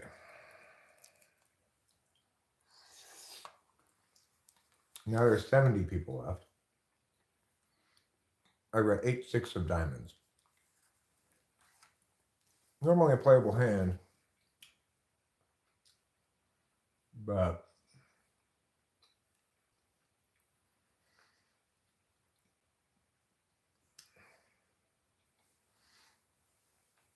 I don't really want to call here. But if it had checked around to me in the small blind, I would have called the big blind. But well, if he just calls 2, then I'll be getting a good price on it. 1.5 big blinds more. Okay, I hope this next guy doesn't fucking go all in. All right. Well, don't go all in. Don't go over the top. Either fold or call. That's all I want you to do. You don't need to go over the top at all. If you go over the top, then I just wasted 1.5 big blinds. Thank you. He called. Good. And in fact, it comes at 263. So I've got top pair with a weak kicker. Weirdly. I guess I'm going to go all in. All right, fine. I'm going all in. Fine. It could be the end of my tournament right here. We'll see. Could be $50 right down the drain. If somebody else hit this hard, they're going to call me. This guy is thinking about calling me off for half a stack. The last person in the hand, if she calls me, fine, because I have her covered. She didn't call either. I won. Cool. 22 big blinds. That's a little bit better now. I can rest and breathe a little bit. 9-10 of diamonds this time. An even more playable hand. Well, we'll have to see what happens. Things are getting interesting. Things are getting exciting. Down to 67 people. I'm 31 of 67, so I'm, middle of the pack.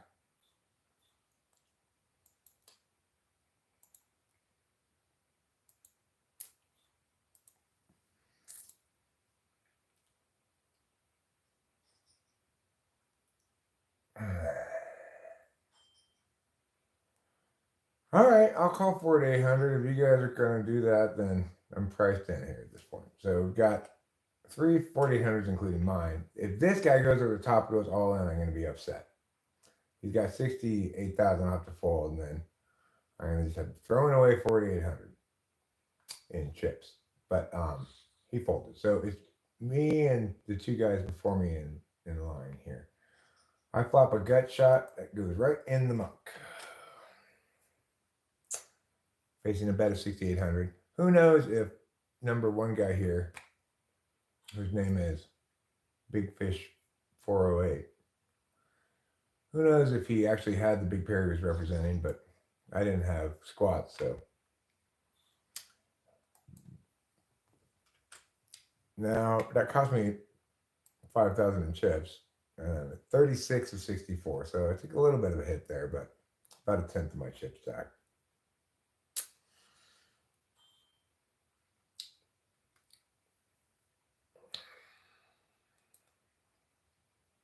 You might say, well, what place do you have to get in to make the money? Let's find out.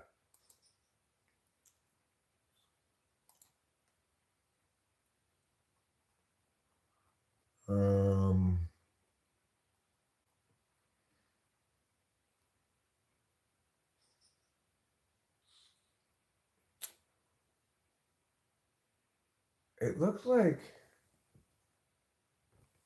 is that right? That'd be a lot of people in the money. That's right. Looks like up to 46th place makes the money. Wow. Normally it's like in the 20s, but obviously they must have, in fact, they had 304 entries. 46 in the money. Price pool is 15,200. Pretty cool. So I just gotta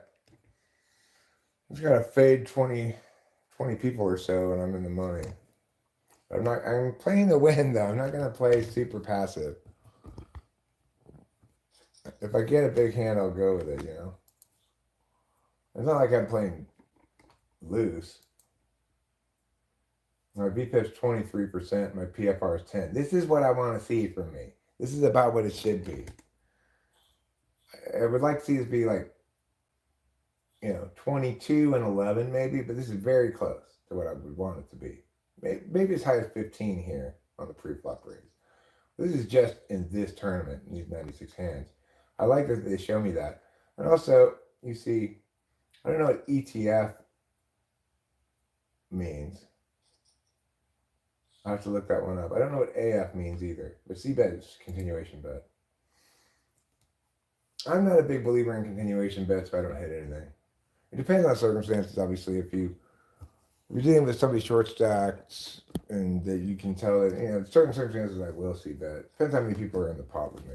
The nice thing about when blinds get big like this is you end up in pots with fewer opponents and have a better chance of taking down that pot accordingly. And they're not necessarily playing any better hands because you have to broaden your range as the blinds go up.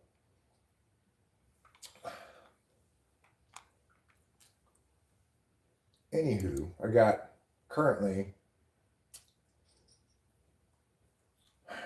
almost 20 big blinds, something like that.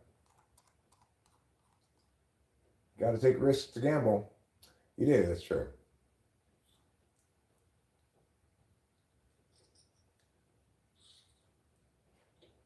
I wouldn't even call this gambling, really. It's like, when I go to the casino and gamble, then I gamble.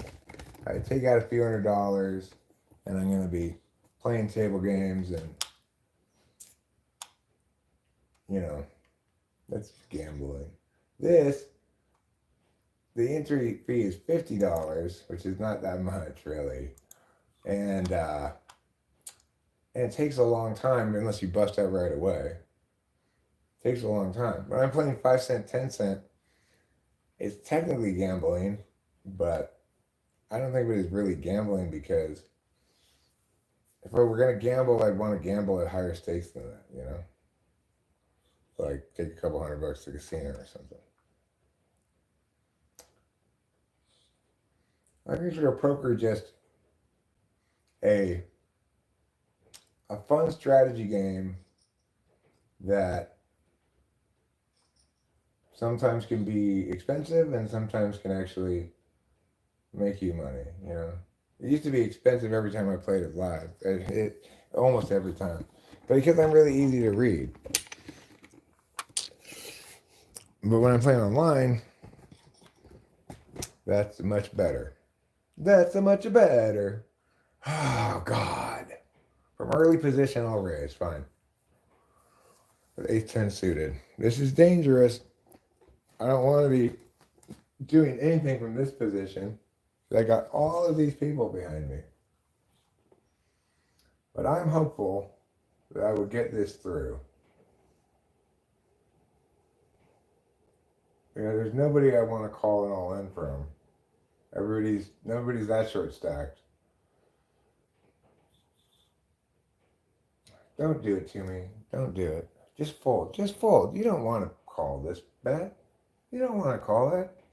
You don't want to waste those chips. Good job. Thank you. He was listening to me. He was a good guy who was listening to me. Okay, they moved me tables. Now I'm at 27 of 57. And remember, I think it was 44 people make the money. So I'm getting pretty close to the money. I've already busted out one of these things on a stone cold bubble, as I've said. So I'm very much determined not to do that this time.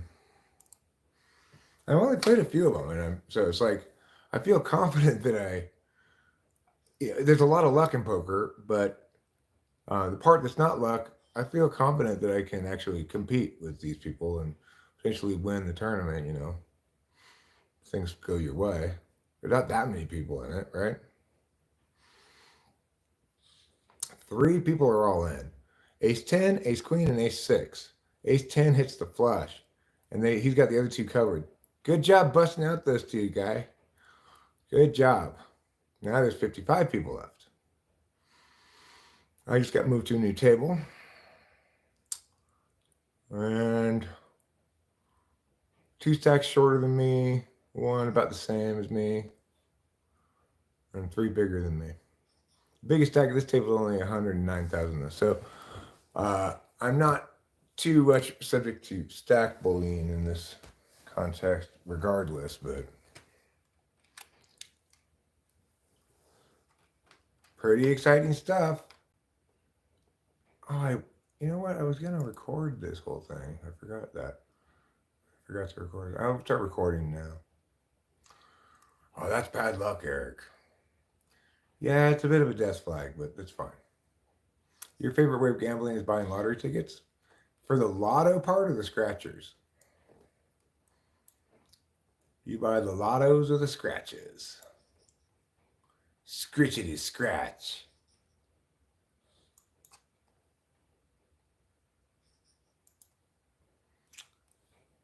Okay. So, as we approach the money, we're on break now. Great. I just started recording and went on break. Very well. I will stop recording. And number 30 out of 55. I got 53,000 chips.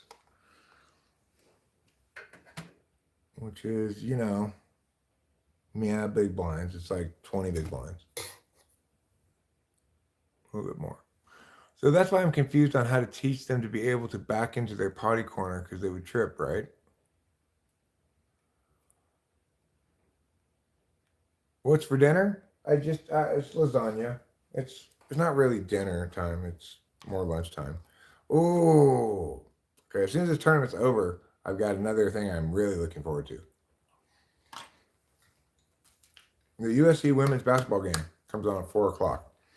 I'm a huge fan of the USC women's basketball team. I can't remember the last time I was quite so into a single team, you know, because I'm a big USC fan, but the women's basketball team has got Juju Watkins. And she's a phenomenal player. You just see her, and she just looks like a basketball player when she's handling the ball. She's also big. She's like a power forward or something. I don't know where her position is. Maybe she's a guard, actually. But she's big for a woman, like tall. And just dynamic. We beat number 1 in the country, UCLA, in our last game. Rachel and I watched it. It was very exciting. Today's game probably won't be that exciting. We're favored by 16 points. We're still number 6 in the country, despite having just beat number 1 in the country. What's going on with that? Thanks, Rage64. I will have a wonderful stream. As wonderful as I can. Oh, that's fine, Disberber Bussin. I understand that we're all hanging out. You guys want to talk about what you want to talk about. That's totally fine.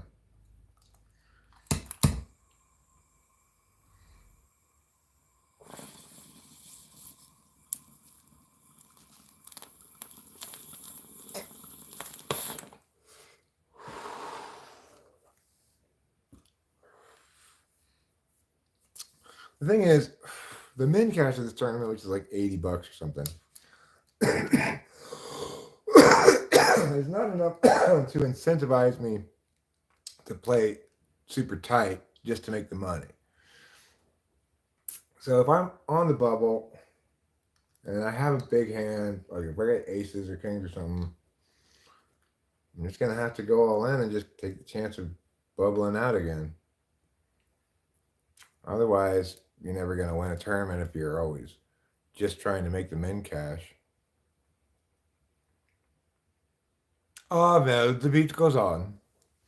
Let's step outside for a cigarillo while we still have a few minutes of break left. Wait, do we have a few minutes of break left? Yeah. 2:20.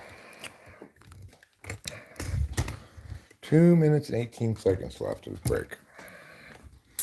I've got to put holes in the potty trainer and use zip ties or smooth. But cleaning would be harder. I'm guessing smooth means something.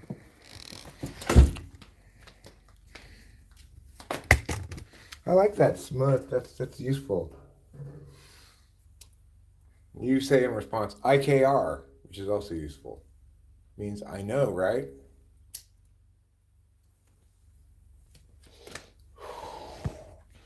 All right. Everything's going to plan so far. Keep our fingers crossed. Cross your toes as well for me if you can. I'd appreciate that. Any lucky talismans you have or anything? Try to transubstantiate that luck onto me right now. I need it. Because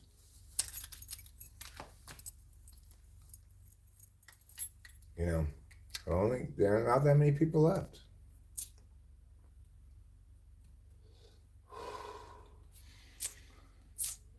And I would like to win, ideally. It'd be nice. Why not me? Poker's not that much a game of skill. It's really a game of detachment. It's like knowing that, yeah, I'm going to throw my kings into the muck when I see a flop that has an ace and face a bet. My kings might as well be pair of twos,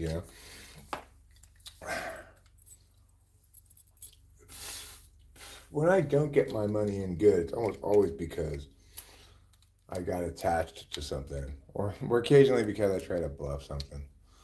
I mean, I get a fair amount of what you call basic bluffs through. Like a couple people see the flop, they check to you, can tell they're weak, and you bet and they auto fold. I get a few things like that through, but I don't attempt very many bluffs because it's not a good way to play poker really until people are playing really tight. So like now is a good time to bluff because people's tournament life is on the line, and they're going to fold to most things unless they really have it. They're not going to do anything too speculative. Oops.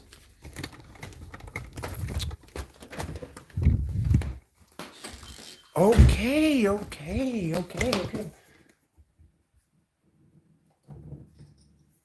I made it in time to call it barely. Should I have called that? If I had been sitting here, I would have probably folded this hand. I normally play suited aces. This is ace 7 suited.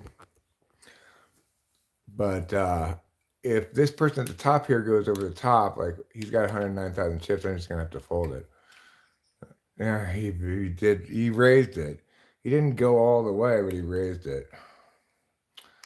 So the question is, do I want to call another 9,000 chips off to see a flop?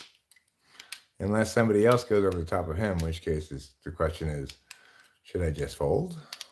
Maybe I should just fold because there's one person to act behind me. Even if I call this, the person behind me might go all in, and then I'm going to have to fold then.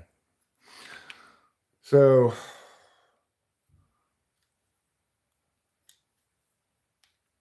okay, now there's another caller. So that guy probably won't go all in. Or maybe he will. All right, I call it. Please just call. Don't go over the top. Thank you. Okay, well, I missed the flops. Doesn't matter anyway.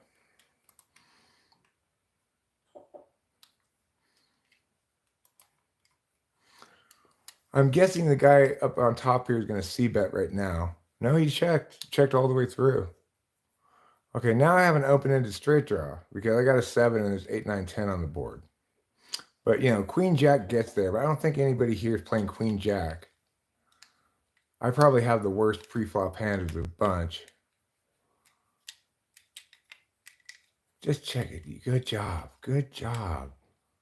Okay, well, it doesn't matter. I didn't hit the river, so I'm not going to win the hand. I'm sure ace high is not going to win the hand. There's a flush on the board, three diamonds on the board. So if anybody's got 2 diamonds has got the flush. There's a pair of threes. I mean, maybe ace high splits it. We'll see if this guy checks it too. Just check it. Let's just see what we all have. Just check it. Just check. Oh God, he bet 28,000. Everyone's gonna fold, and we're never gonna find out what he even has. He probably has aces. Oh, somebody called.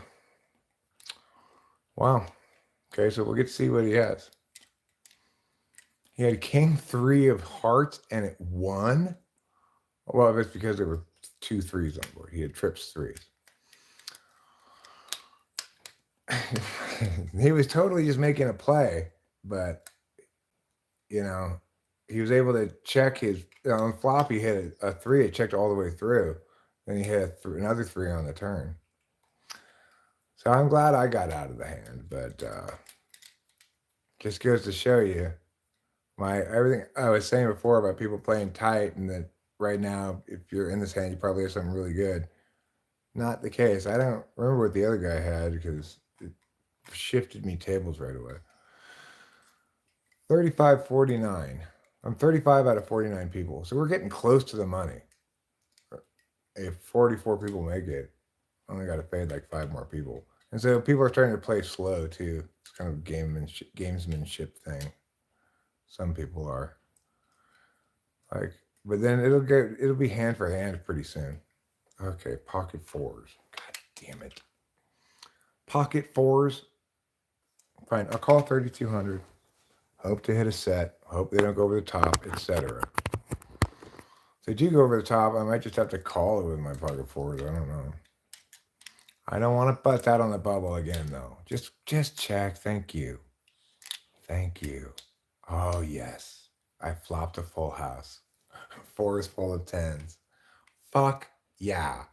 There's 15,000 in the pot. I'm going to go all in because since there's 2 10s on the board, anybody who has a 10 could have a full house easily enough. They probably don't have 10-4, so I'm probably safe at the moment, but they could make a better full house. So with 15,000 already in the pot, I just put my other 40 grand in and I take it down. Now I got 54,000. All right, good. That should, hold me over for a little while. Still 49 people. As you get close to the money, it gets people start dropping out very slowly because everyone doesn't want to be bubbling. Let me pull the chat up again. All right, you be back whenever you want.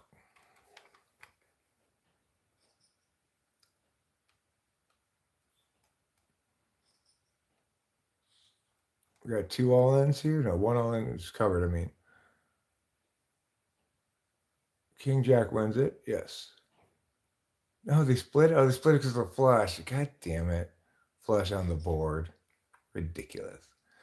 Well, I got Queen 8 suited in the big blind with 3,200. I'll probably call him in raise. I don't know if I'll call anything bigger than that. 49 people still. These last few people take a long time. Well, the short stack went all in. I'm going to call that. Or you basically went all in. Now he's all in. He has pocket 4s. I've got Queen 8. His flop comes out 5-8-8. He's drawing dead. Bam. And then a queen. I got another full house. Excellent. Now I got 66,664 chips. Tournament is now hand for hand. So now people won't be taking a long time on purpose, waiting for people to drop out. That's why they do hand for hand. Exciting stuff. Oh, I forgot to start recording again. There.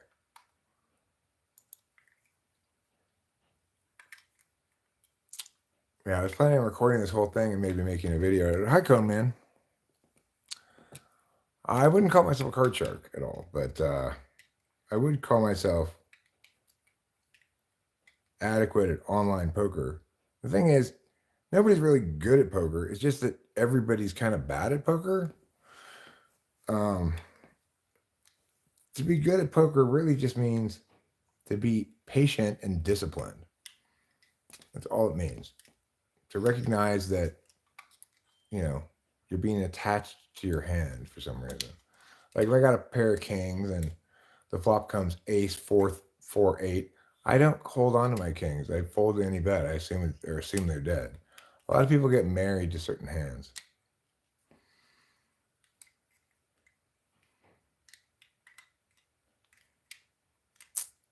I'm sure at high stakes it's more complicated than that, maybe, but at these low stakes it's not more complicated than that.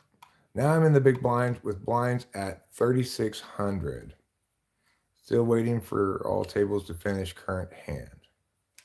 Still on hand for hand. Hi, Easy BCLS. Thank you for saying so. I appreciate it. I'm currently playing poker.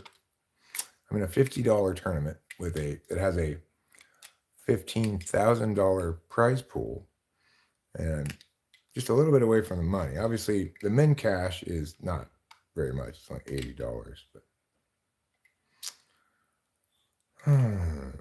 so okay. Homie from first position min raised me. And if it folds to me, I think I'll call it and see a flop. But yeah, I mean, it's 3,600 more. If the small blind folds, I'll call it. Comes out Jack, 10. Again, I've got King 7. We both checked. 9, 10, Jack. We bet 3,600. Represent the straight. You dirty son of a bitch. He raised me, I folded.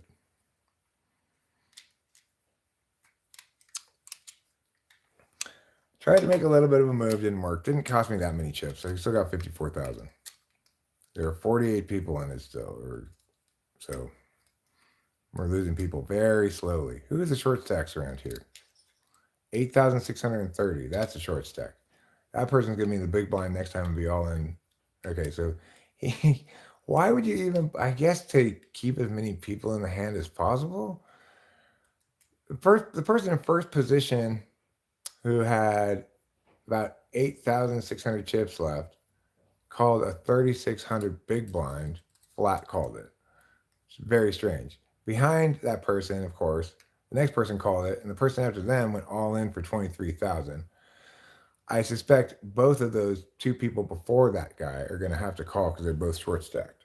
I'm not going to go anywhere near this hand. You can take my 1,800 small blind all day long. I'm not going anywhere near this hand. It's going to be 3 all-ins. Yep, 3 all-ins. Aces versus sixes versus Queen Jack. Sixes is going to spike. No, ace spikes the fucking river. And it knocks out 2 people. Good job. Congratulations. You're in the money. Okay. So they still say waiting on all tables to finish current hand. I guess because it started the hand for hand, it has to finish in hand for hand, even if now we're no longer in hand for hand. Pretty exciting stuff. I just made the money in the $50 tournament, which is a min cash of $80 or something. Obviously, I'm not playing for the min cash. I want to get a lot of money, not a little bit. But we'll do the best we can. Now, you're not too dumb for poker. You probably just... Have you ever played poker online? Because playing poker live is a lot different than playing poker online. Playing poker online is a lot easier, for me anyway. First of all, you can do other things, like you can live stream while I'm playing, or I could watch cartoons while I'm playing. If I put it in a separate window. So it's easier for me to be patient. Second, you play a shit ton more hands online because it goes a lot faster. Everybody starts with a timer and they can't go longer than the timer. Whereas in real life, if you want somebody to hurry up, you got to call the clock on them. But yeah, poker, I'm learning this time around for playing online here in this thing. Poker doesn't require intelligence. It requires discipline and patience. And that's it. There was attachment, I guess. So when you're excited because you have this good hand, but then this bad card hits, and you really know you should fold, but now at this point, I've played so many hands since this site opened. Played thousands and thousands of hands in 5 cent, 10 cent. I no longer get quite so attached like that. Ace 5 looks like knocks out Jack 6. No, Jack 6 had Ace 5 covered. Okay, that's fine. Now I got Jack 6 suited. I'm not going to play it, obviously. It's going in the muck. Along with the rest of the garbage. 15,637 is the short stack of this table. Goes all in. Then the bigger stack goes all in behind. Now there's a third person. Are you going to go all in too? You have both the other ones covered now. Ace King versus Jack Jack. Come on, Ace King. You got this. No, he doesn't have it. Jack Jack wins. Ace King. Anna Kournikova. Looks good, rarely wins. Champagne, hello. I've got Queen 9. That's going directly into the muck. You're like wine, only bubbly.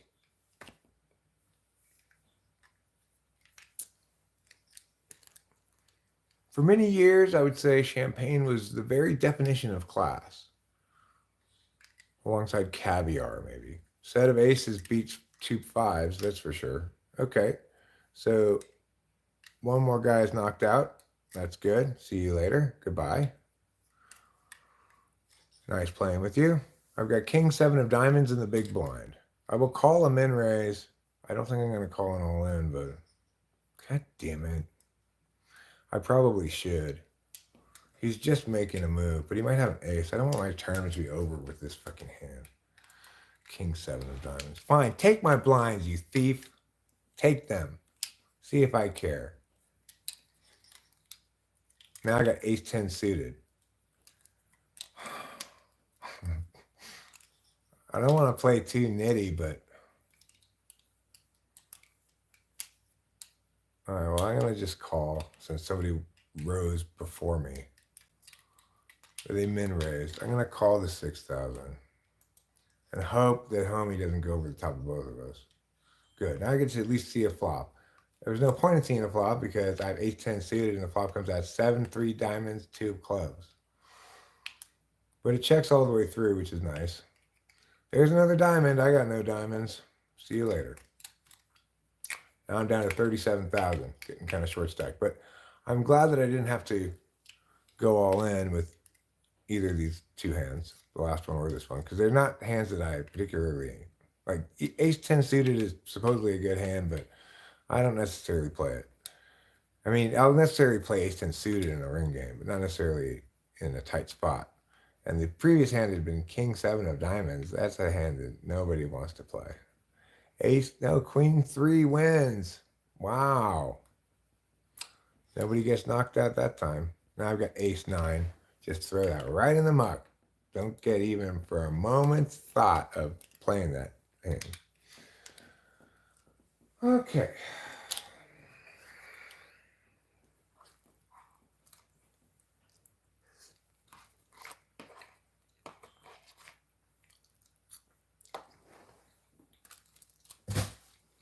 I ate. I'm taking care of myself. I got a lot of sleep last night. These things are important for lots of reasons, including, I'm sure, they impact poker.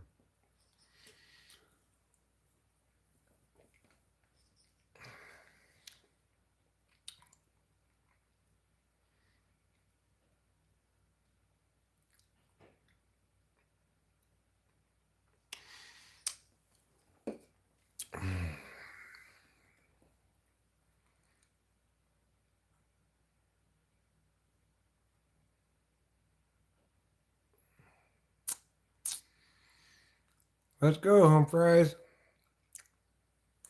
I mean, there's still some advantage in taking a long time, I guess.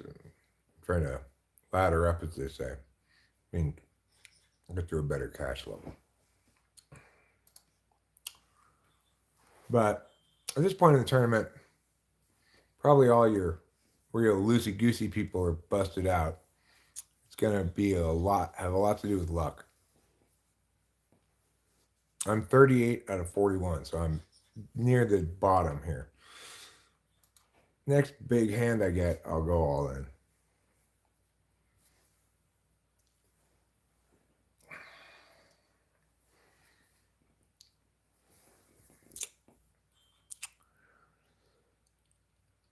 $41 people left. I'm 39 of 41. And one fairly big stack bet into the big blind, which is another big stack for 9,200. I bet into the small blind. Small blind called it. Flop comes Jack Queen 4.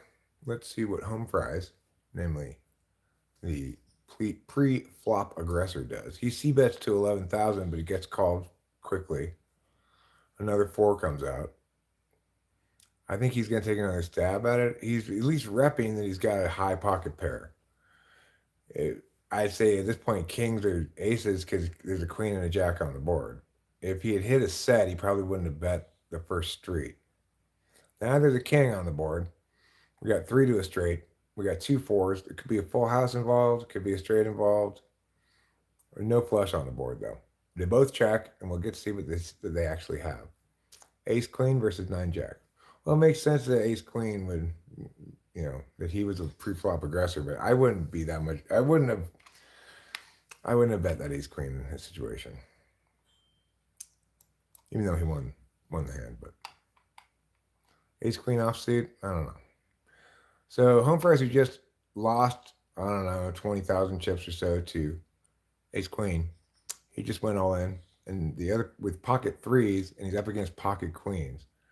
I think he has pocket queens covered. Oh, it hits a 3 on the river. Wow. See you later. 40 people left.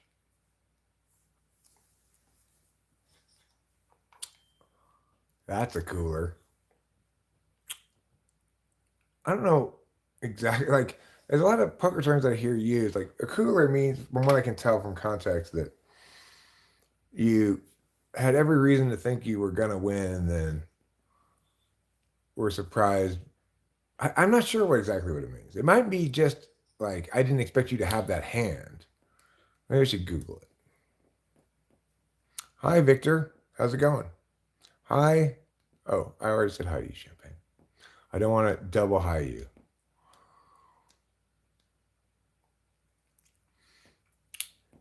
Okay. So, I'm 39 of 40 people. I'm almost in dead last. But I still have 34,000 in chips, so I can survive another trip around in blinds if I'm in the big blind next hand, which is going to cost me 4,500. But I got pocket 7s. All right, I guess I'm all in. I'm all in right here. You want to see if it works? Let's see if it works.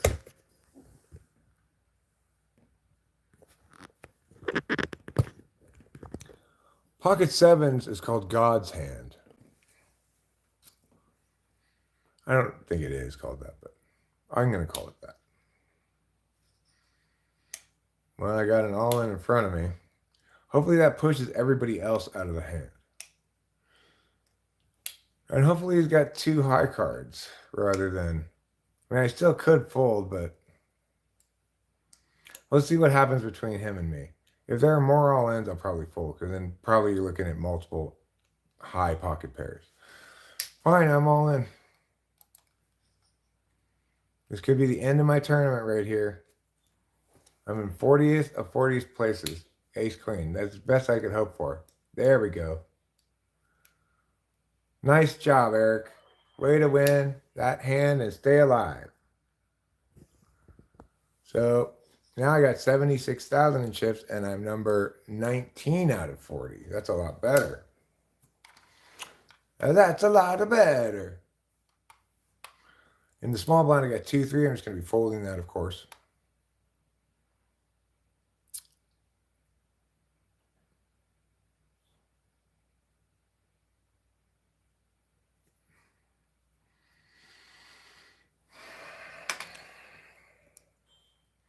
The thing is, cash games are ultimately easier because poker tournaments have a way of distilling down to only the good players. So but as you get later in a tournament, it gets harder on multiple levels. The people who play are more disciplined and more patient, but they're also more correct about when to make moves and stuff. And there's more pressure to act because the blinds are bigger, so you end up having to open up your range a bit when you least want to, I guess. But that's what makes poker tournaments fun too. Ace 7 just took down that pot and is now maybe chip leader with 321,000. I don't know for sure, but in a poker tournament, the leaderboard don't mean squat. Fortunes can change in a second. Flip like a whole barn full of pancakes. Okay, so we have a raise on this hand from, I don't know what all the numbers of the things are. 2 after the big blind. Big blind plus 2. Maybe it's called under the gun plus 1. I don't know. I'm not sure if the one is a player right after the big blind called under the gun. I'm not sure. Okay, good. We got 37,000 all in, being covered by a pair of 9s. Oh, it hits the trip 9s on the flop. And with the full house, is now drawing dead with the king and queen. Good job. Good job knocking that person out. Now there are only 39 people left. 37 people left. Wow. Look at that. I've got queen 9 suited. If it were early in the tournament and blinds were low and I could get into this hand cheaply enough, I'd probably play this, but not here. Especially not with a raise in front of me from under the gun. If that's what that's called. Big blind plus 1. I'm big blind plus 4, which is right behind the button. Okay, we got an all-in ace-10 versus king-queen. And it looks like ace-10 is going to win that one.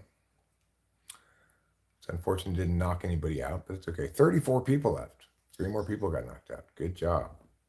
Queen 9 suited again. Fold, different suit.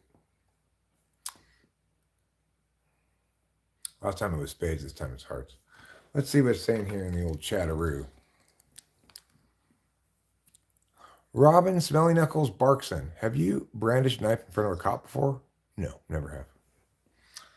Why? Is it something you're interested in trying? You're looking to see how it turned out? I do have this knife in front of me, but it's because earlier I was using it to cut the label off of something. 10s versus king 7. 10s wins. Stays alive. Still 34 people left. I'm 21 of 34. King 4 suited, that goes into the muck. Or I can handle this 7,000 of blinds folding. So if it's like if I don't get anything when the big blind comes to me next, then I'll just fold and eat the 5 grand in chips. A small blind just got his blind stolen by small blind -1. No, wait, that was a small blind. The big blind got his blind stolen by the small blind. All right, I got ace-10 suited here in the big blind. So this is going to be an interesting one. This could be the end of my tournament life.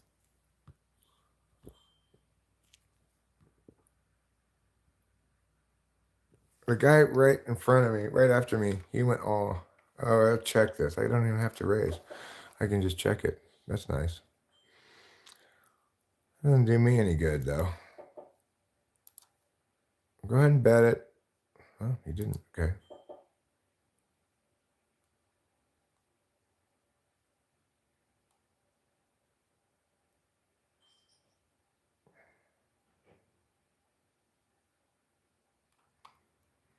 I fucked this up horribly. I fucked that up horribly by clicking fold, anticipating him betting, but then he didn't bet and it ended up being checking in the dark, which I didn't mean to do. So I wouldn't have. Once he checked, I didn't expect him to check. I expected him to c bet it. Since he checked, I probably would have taking a stab at it.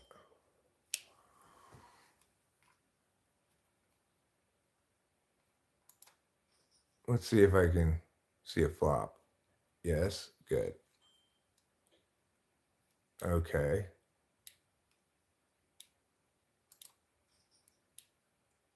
I got a pair of twos. It's not a lot, but it's better than nothing. Oh, there's another person in the hand. I didn't even see that guy. Eric, you fucking dumbass. Ridiculous. I thought it was just me and this guy. Horrible. Wow. I'm just having quite the spell of horribleness right now. That's all right. I still got 57,000 in chips. I'm 22 out of 31 people. King 8 goes into the muck.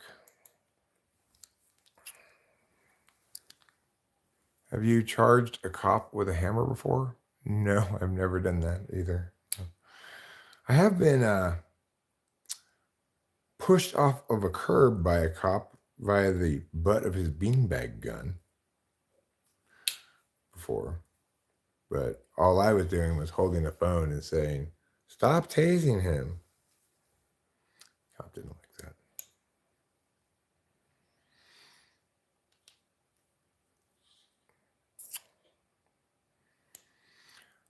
Problem with charging a cop with a hammer is that a cop is not a nail. Eights is out. All right, now there's only 29 people left. We're moving up in the world. We're about to sing the Jefferson song because we're moving on up, moving on up. 27 of 29 or 22 of 29? I can't see it. 22 of 29. We got an all in here, and the small blind, the big blind is calling it. Pocket eights versus Queen Jack, and the flop comes at Queen Jack 5. Wow. Queen Jack is the winner, and accordingly, nobody's knocked out. That's a little frustrating. 28 people left. 23 of 28. I want to make the final table. That'd be cool. If I can make the final table, because I'm recording this part of the tournament. I meant to record the whole thing, but I forgot to record the beginning part of it. But I started recording after, I think right after the final rebuy stage, maybe. So it's Queen Jack all in against King King. It looks like King King's going to win that. It does win that. And King King has Queen Jack covered, so Queen Jack is out. That takes us down to 27 players. Okay. My Jack Deuce of Diamonds is no good. It's going in the muck. Whew, this is getting exciting. This is getting exciting. I knew I could cash in this tournament.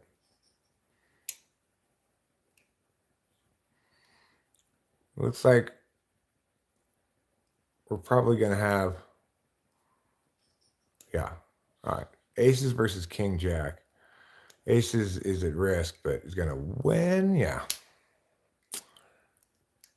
Okay, Mr. Aces. Fine. I'm now 23 of 27. I got ace 9 suited in the big blind. If anybody raises me, I'm going to have to go all in. If they, yeah, I'm going to have to go all in. If they didn't raise me, I would have called. I would have just checked. Since they raised me, I'll go all in. Or should I just fold? He raised from early position. Ace 9 suited. I'm going to fold it. Be smarter. Just fold that. I'm glad I folded that. I'm sure he had at least a pocket pair. Or had me dominated with like ace queen, ace king or something. So I will try to limp here from the small blind if he'll let me. Unless there's a bet from this guy beforehand. No. I'm going to try to limp. You going to let me limp? Are you going to? Okay, yeah, you let me limp. So I've got 8-7. And the flop comes at 2-3-6. I've got 2 overcards to the board.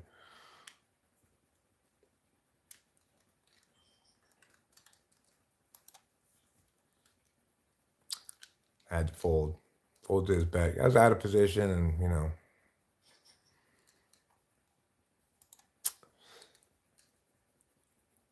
would have been nice if I had hammered the flop. If it had come out 4, 5, 6, would have been great. Then I would have had 7, 8, and I would have the high end of the straight. But it didn't, so accordingly, I had to fold to his bet. And my 2,500 chips were sent into the wind, never to be seen again. I mean, I could see them again. I might see them again. Let's optimistically assume I will. 24 of 26. Getting tight. Getting close to the end here. I'm going to need to double up soon. I've got fewer than 10 big blinds.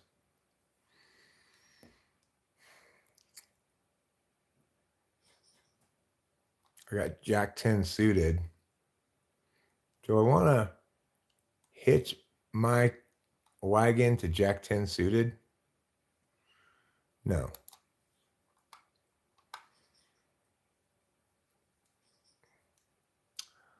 Okay, we got 3 to a flop, it looks like. Yeah, 3 to a flop here.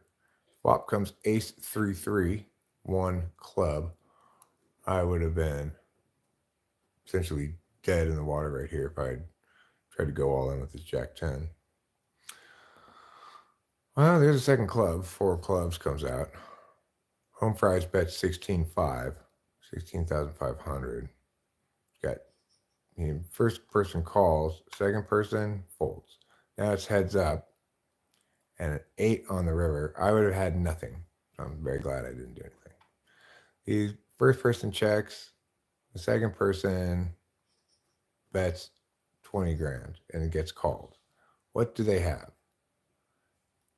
Ace wins. Smaller stack, took that one down. 8, 10 suited. I just didn't play 10 jacks suited, but now with under 40,000 chips, I think I'm going to go all in right here. Otherwise, I'd have to do it in the big blind. And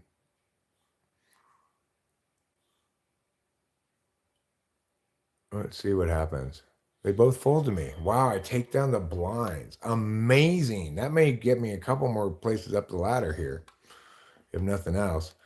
I'm going to have to fold to any raise with this 3-5 suited I have. 3-5 of hearts is not a hand I'm going to be playing. So there go. The blinds I just stole, I'm going to hand right back, of course.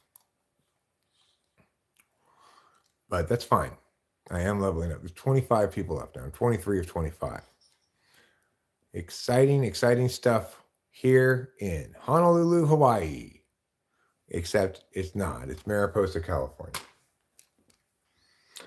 We can pretend it's Hawaii in my heart right now because I cashed in this tournament and I did better than the min cash. The min cash was at 46 and there's 25 people left, so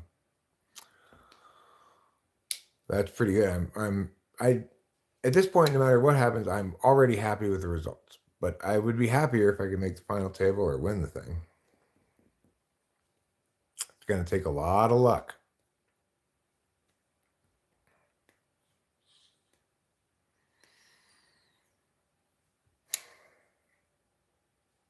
Now I'm 24th out of 25 places.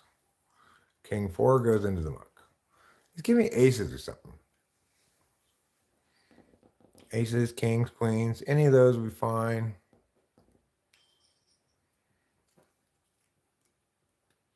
I don't think I've had a big pocket pair this tournament that I recall.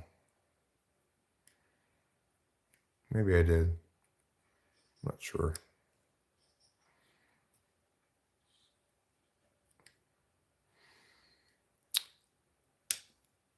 We've got 2 in this pot. The pot's got now 80,000 in it and home prize folds. Okay. I'm the button -1. I'm folding.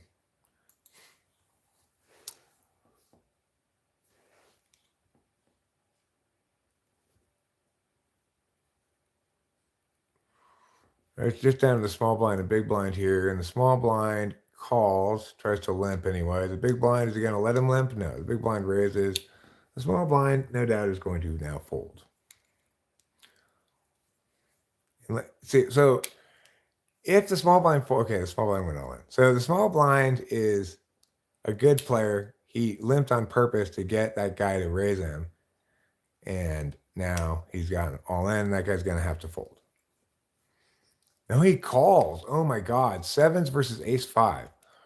I don't know who's at risk. Sevens wins.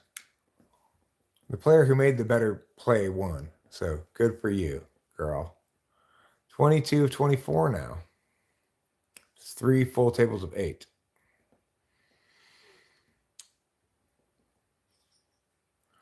We have an all-in 78,000 in chips.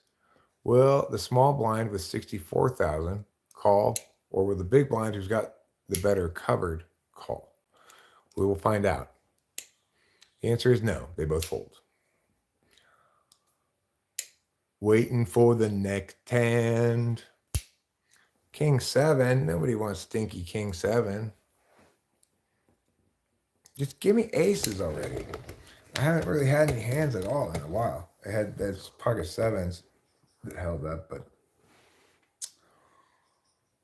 that's about it. We got an all-in and a call. The all-in, unfortunately, is going to win, not get busted out. Now the caller is short stacked. No, they has 215,000. I thought it was 25. I'm in dead last, 24 of 24. So I fold that 10-3.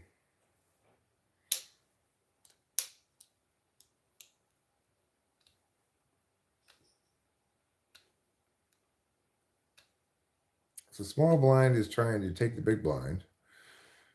Bet 30,000 into the big blind. Big blind goes over top. Now there's a couple all-ins. Aces versus queens. Ooh, brutal. Aces wins it. They got a set of aces on the flop. So the big blind, who's now the small blind, is basically on crumbs, you know. Meanwhile, I've got ace 9 in the big blind. I'm going to fold it.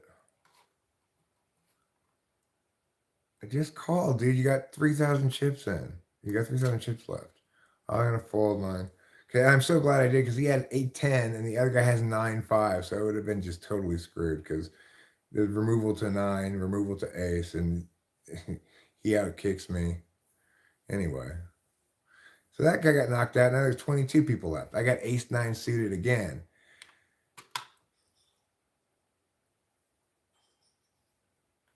All right, I'm going to go all in here because, well,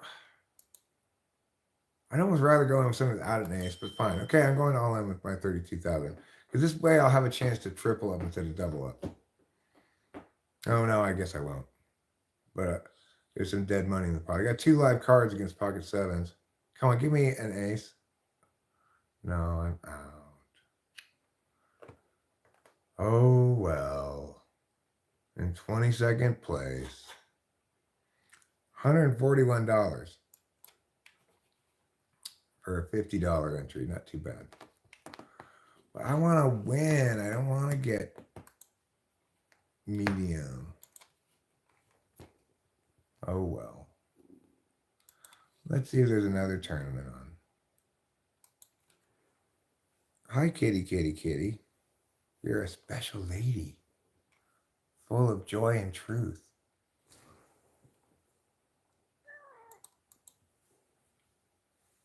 Oh, there is one. In just 20 minutes, there's a $100 tournament, 25,000 guaranteed. Well, how? I'll register for that. No problem.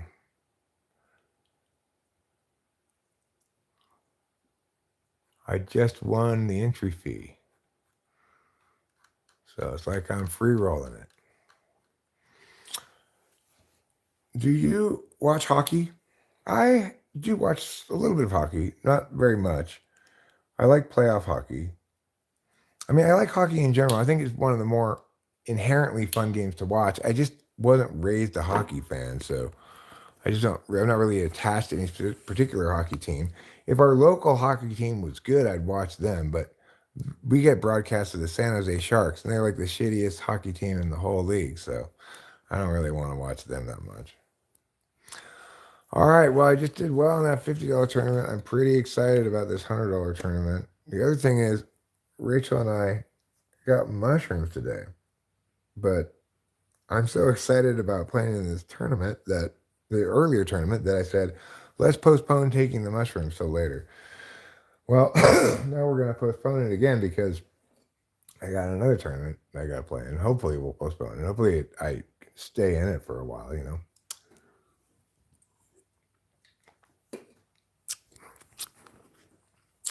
Thanks. Thanks for the wishing of good luck. I was very excited. You know, I got like $150, $180 cash or something from my $50 entry in the last one. So that's good.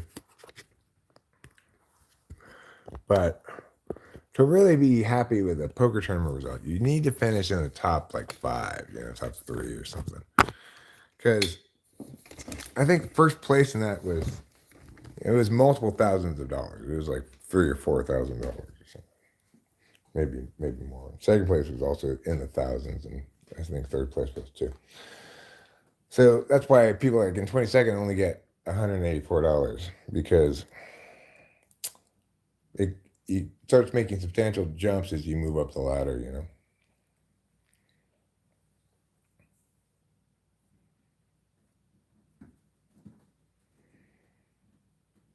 All right, so we got 14 minutes. I could really use some minge hole right now, Papa Smurf. I'm not sure what minge hole is, actually. What is one's minge? Which orifice of mine is my minge hole, if I have one?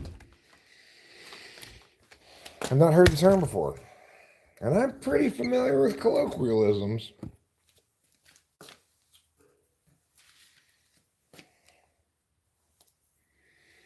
But anyway, I identify as Smurfette. My pronouns are Smurfette and Smurfette.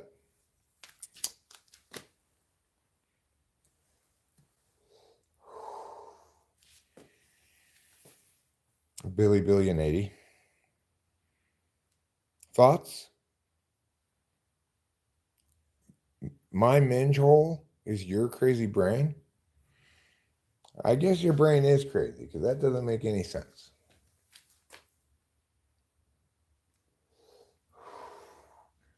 Hey there, will you come and finger my minge hole? Hey, come and finger it now.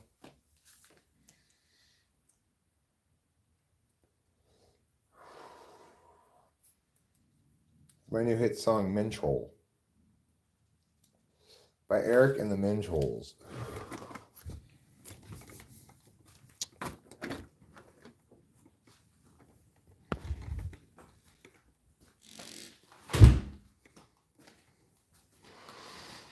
All right. So before this tournament starts, I'm going to need to go to the bathroom. NBA Allah. I don't know what the Allah is all about. Oh, the All-Star game. The NBA All-Star game. Oh. Well, actually, I have TV that I want to watch very badly. It's the USC women's basketball game. Like, I'll put it on in the 12 minutes I have before I'll start it because I've got it, you know, recording. Don't tell me anything about it accordingly. I got to run away. I've got to run away. There we go. Yep. Okay, good. I don't want to accidentally see in the preview what the score is, you know.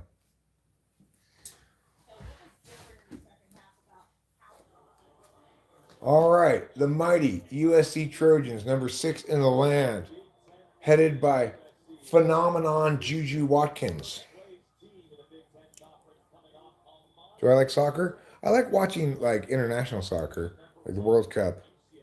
I watched the World Cup, and I'm obsessed with it. In fact, when the World Cup comes on, it's like I watch every game. I get up in the middle of the night. It's always someplace far away. It seems like I actually worked at the World Cup when it was at the Rose Bowl a long time ago. We're in Brazil and Italy played in the final. Who do you take the East? I don't know much about NBA, to be honest. I mean, I would root for the West because I live in the West, but I don't watch NBA basketball. I find NBA basketball games too boring. The number one's going off into the Big Ten, Juju Watkins. That's right, motherfuckers.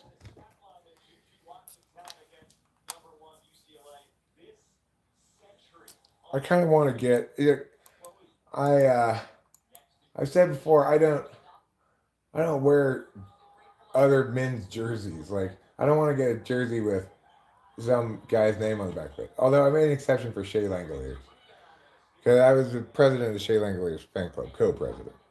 Anyway, but I would love to get a Juju Watkins jersey. That would be cool to wear that around. It's like, wait, is that a women's college basketball jersey? Yes, it is. 'Cause this is my most exciting the thing I'm most excited about in sports right now is the USC women's basketball team. We've beaten UConn, who just stomped South Carolina today, and we've beaten UCLA. Oh, Kiki, come on. Oh, Marshall, that was a terrible pass. Smith bailed you out. Kennedy Smith, you're better than that. Funnel hopping with the Matador defense. Now Washington's up 3-0. Why is Washington wearing pink uniforms? Their colors are purple. Juju with an attempted three, no good. She's maybe going to get off to a little bit of a slow start, and that's fine. That's fine. She always is phenomenal, even when she's not shooting that great. She was in a bit of a slump prior to last game, but she gets blocks, she gets steals. She's fantastic.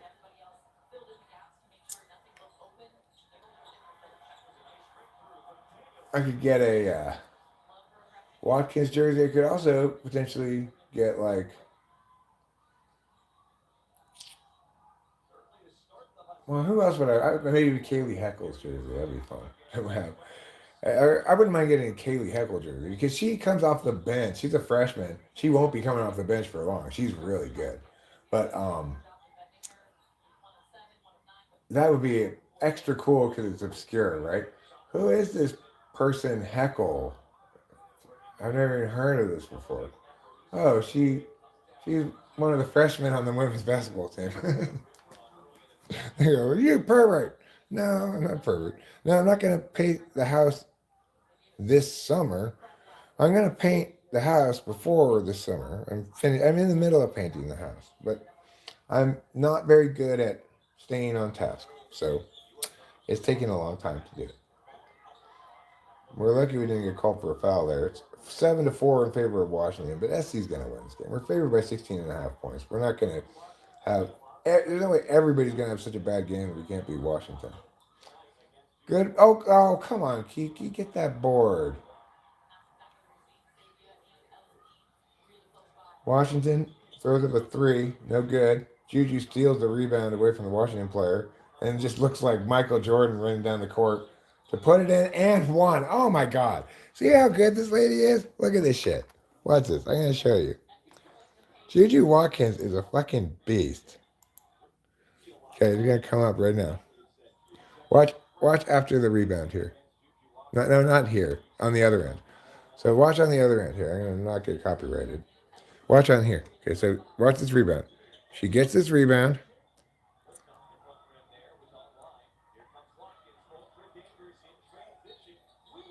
Bam! How good is she? How good is Juju Watkins? It's so good. Oh my God. I haven't been this excited about a USC player in a long time. Because she's, in my opinion, the best college women's basketball player in the country. Now that Caitlin Clark has graduated. But I think she's better than Caitlin Clark. She's not going to score as many points, but she's got better ball handling. She's a better rebounder. She gets steals. David, you are zesty. Who's David? And what's he being zesty about? David, are you zesty? Who's David? I want to know. I'm not David. I know that. That's not a foul? Oh my God, this Washington lady just went totally over the back of the USC player to get a rebound. Practically tackled her and they didn't call anything.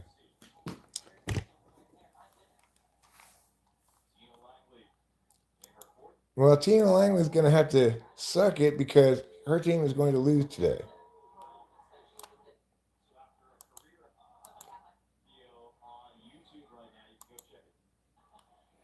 Right.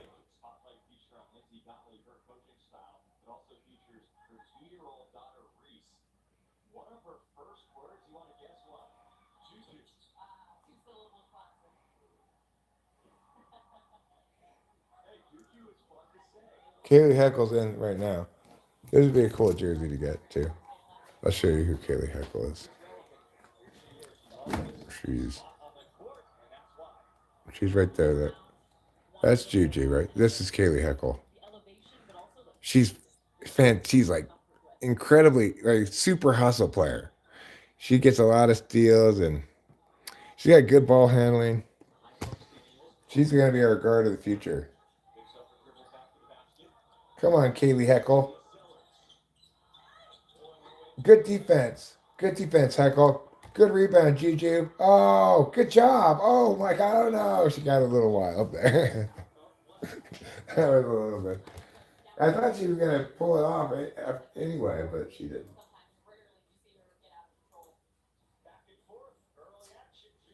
Big stuff here. 153 people have entered into this tournament. And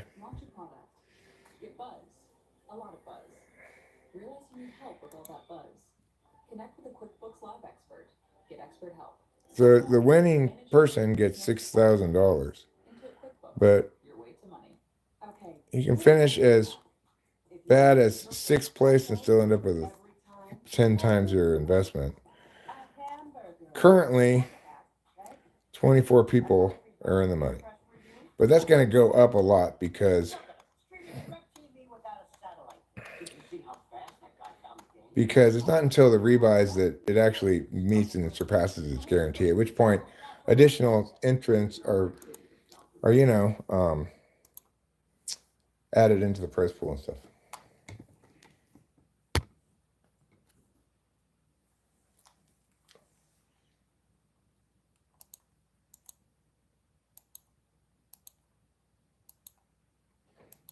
I really got to play as perfect as I can as always, but it's $100 tournament. Granted, I won $180-some in the last tournament, which is to say I won $130-some after the buy-in.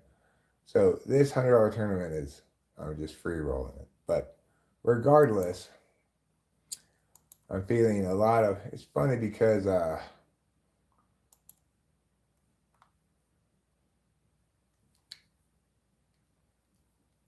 tomorrow at noon's fun. I got a typing session tomorrow at noon. So let me get this guy's email address.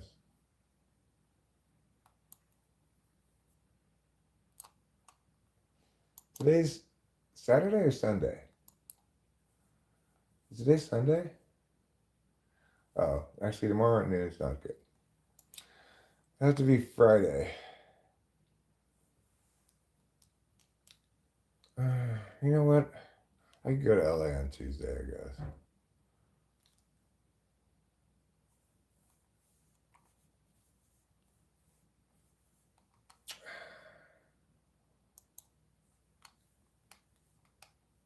Because if I'm going to do mushrooms tonight, I can still go tomorrow. No, I can't go that late because then the bank won't be open. I guess I'll just go Tuesday. That's fine. I just go Tuesday and it's just going to have to be fine.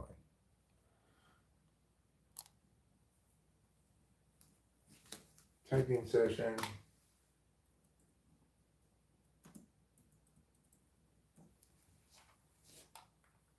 And let's add guests. Control paste.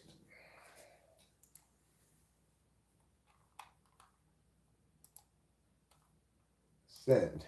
Okay. I made in time. I haven't missed even a single hand. I gotta be really careful. Like sometimes because I try to do other things at the same time so I don't get bored. I can get distracted and like miss a hand. So I need to not do any of that here. And fortunately, I'm not late registering, so it's like $100 tournament. At that point, you're looking at the kind of tournament that I might even play live, like $100, $200. It's a substantial tournament for me. Not for lots of people, maybe, but for me. Right. Go to table. Join tournament. Go to table. 20,000 is the stack for the $100 one. So we're a little more deep stacked here. I got ace queen suited right out the fucking gate. When you get a good hand early on, you kind of think, is this some kind of trap to get me to bust out instantly? Ace queen suited is a good hand, but I don't really love it. But I'm going to play it, obviously.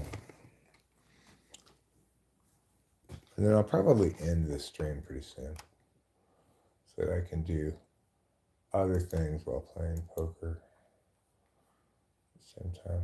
Like watch this basketball game. Come on, David 55555. David 55555 is taking a long time. Okay. I'm going to let you guys look out the window while I go pee.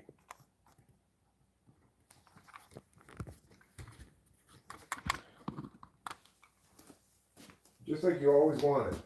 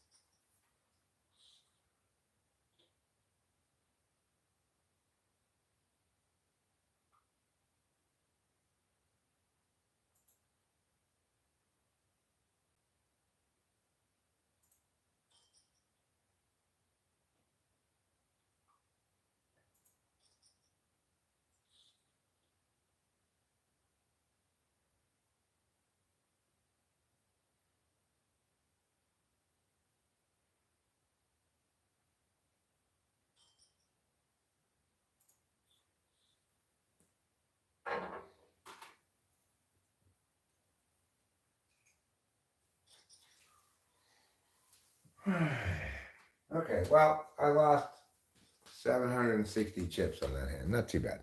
I still have 19,000 plus chips out of my 20,000. Because I didn't believe him at first. And then he made a believer out of me by betting 850. And I folded.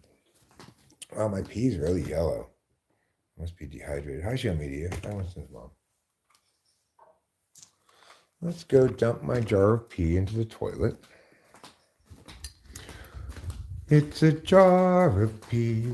It's a part of me that's inside of me no longer.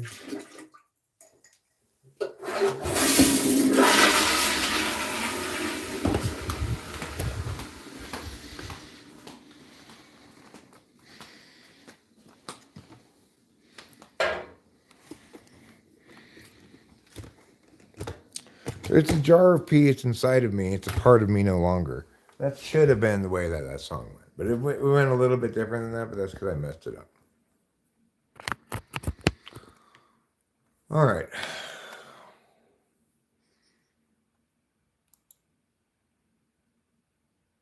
So I'm just going to keep streaming and play this tournament for a while. But before too long, I anticipate I will stop streaming probably. Royal Flush. I wish I had a Royal Flush.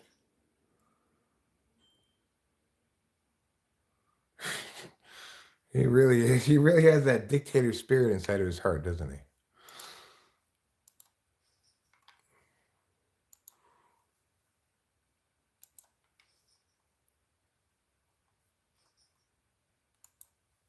Okay.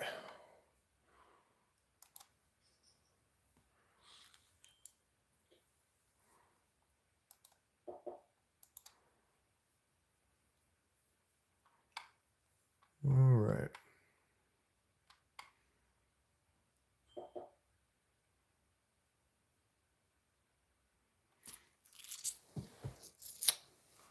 Let's pull some bong rips, shall we? Some nice, refreshing bong rips. That's right. I have the chat right here. I can bring it up. I did get mushrooms. Yes, it does mean more streamage later. That's a good point. That's a good reason why I should probably wrap the stream up pretty soon so that I can feel a little bit fresh for the later stream. Then you can find out what happens in the poker tournament. All right, so I'm going to wrap this up now. Thank you for reminding me of that, Winston's mom. Until later, until Mushroom Monday, on Sunday, of course, adieu.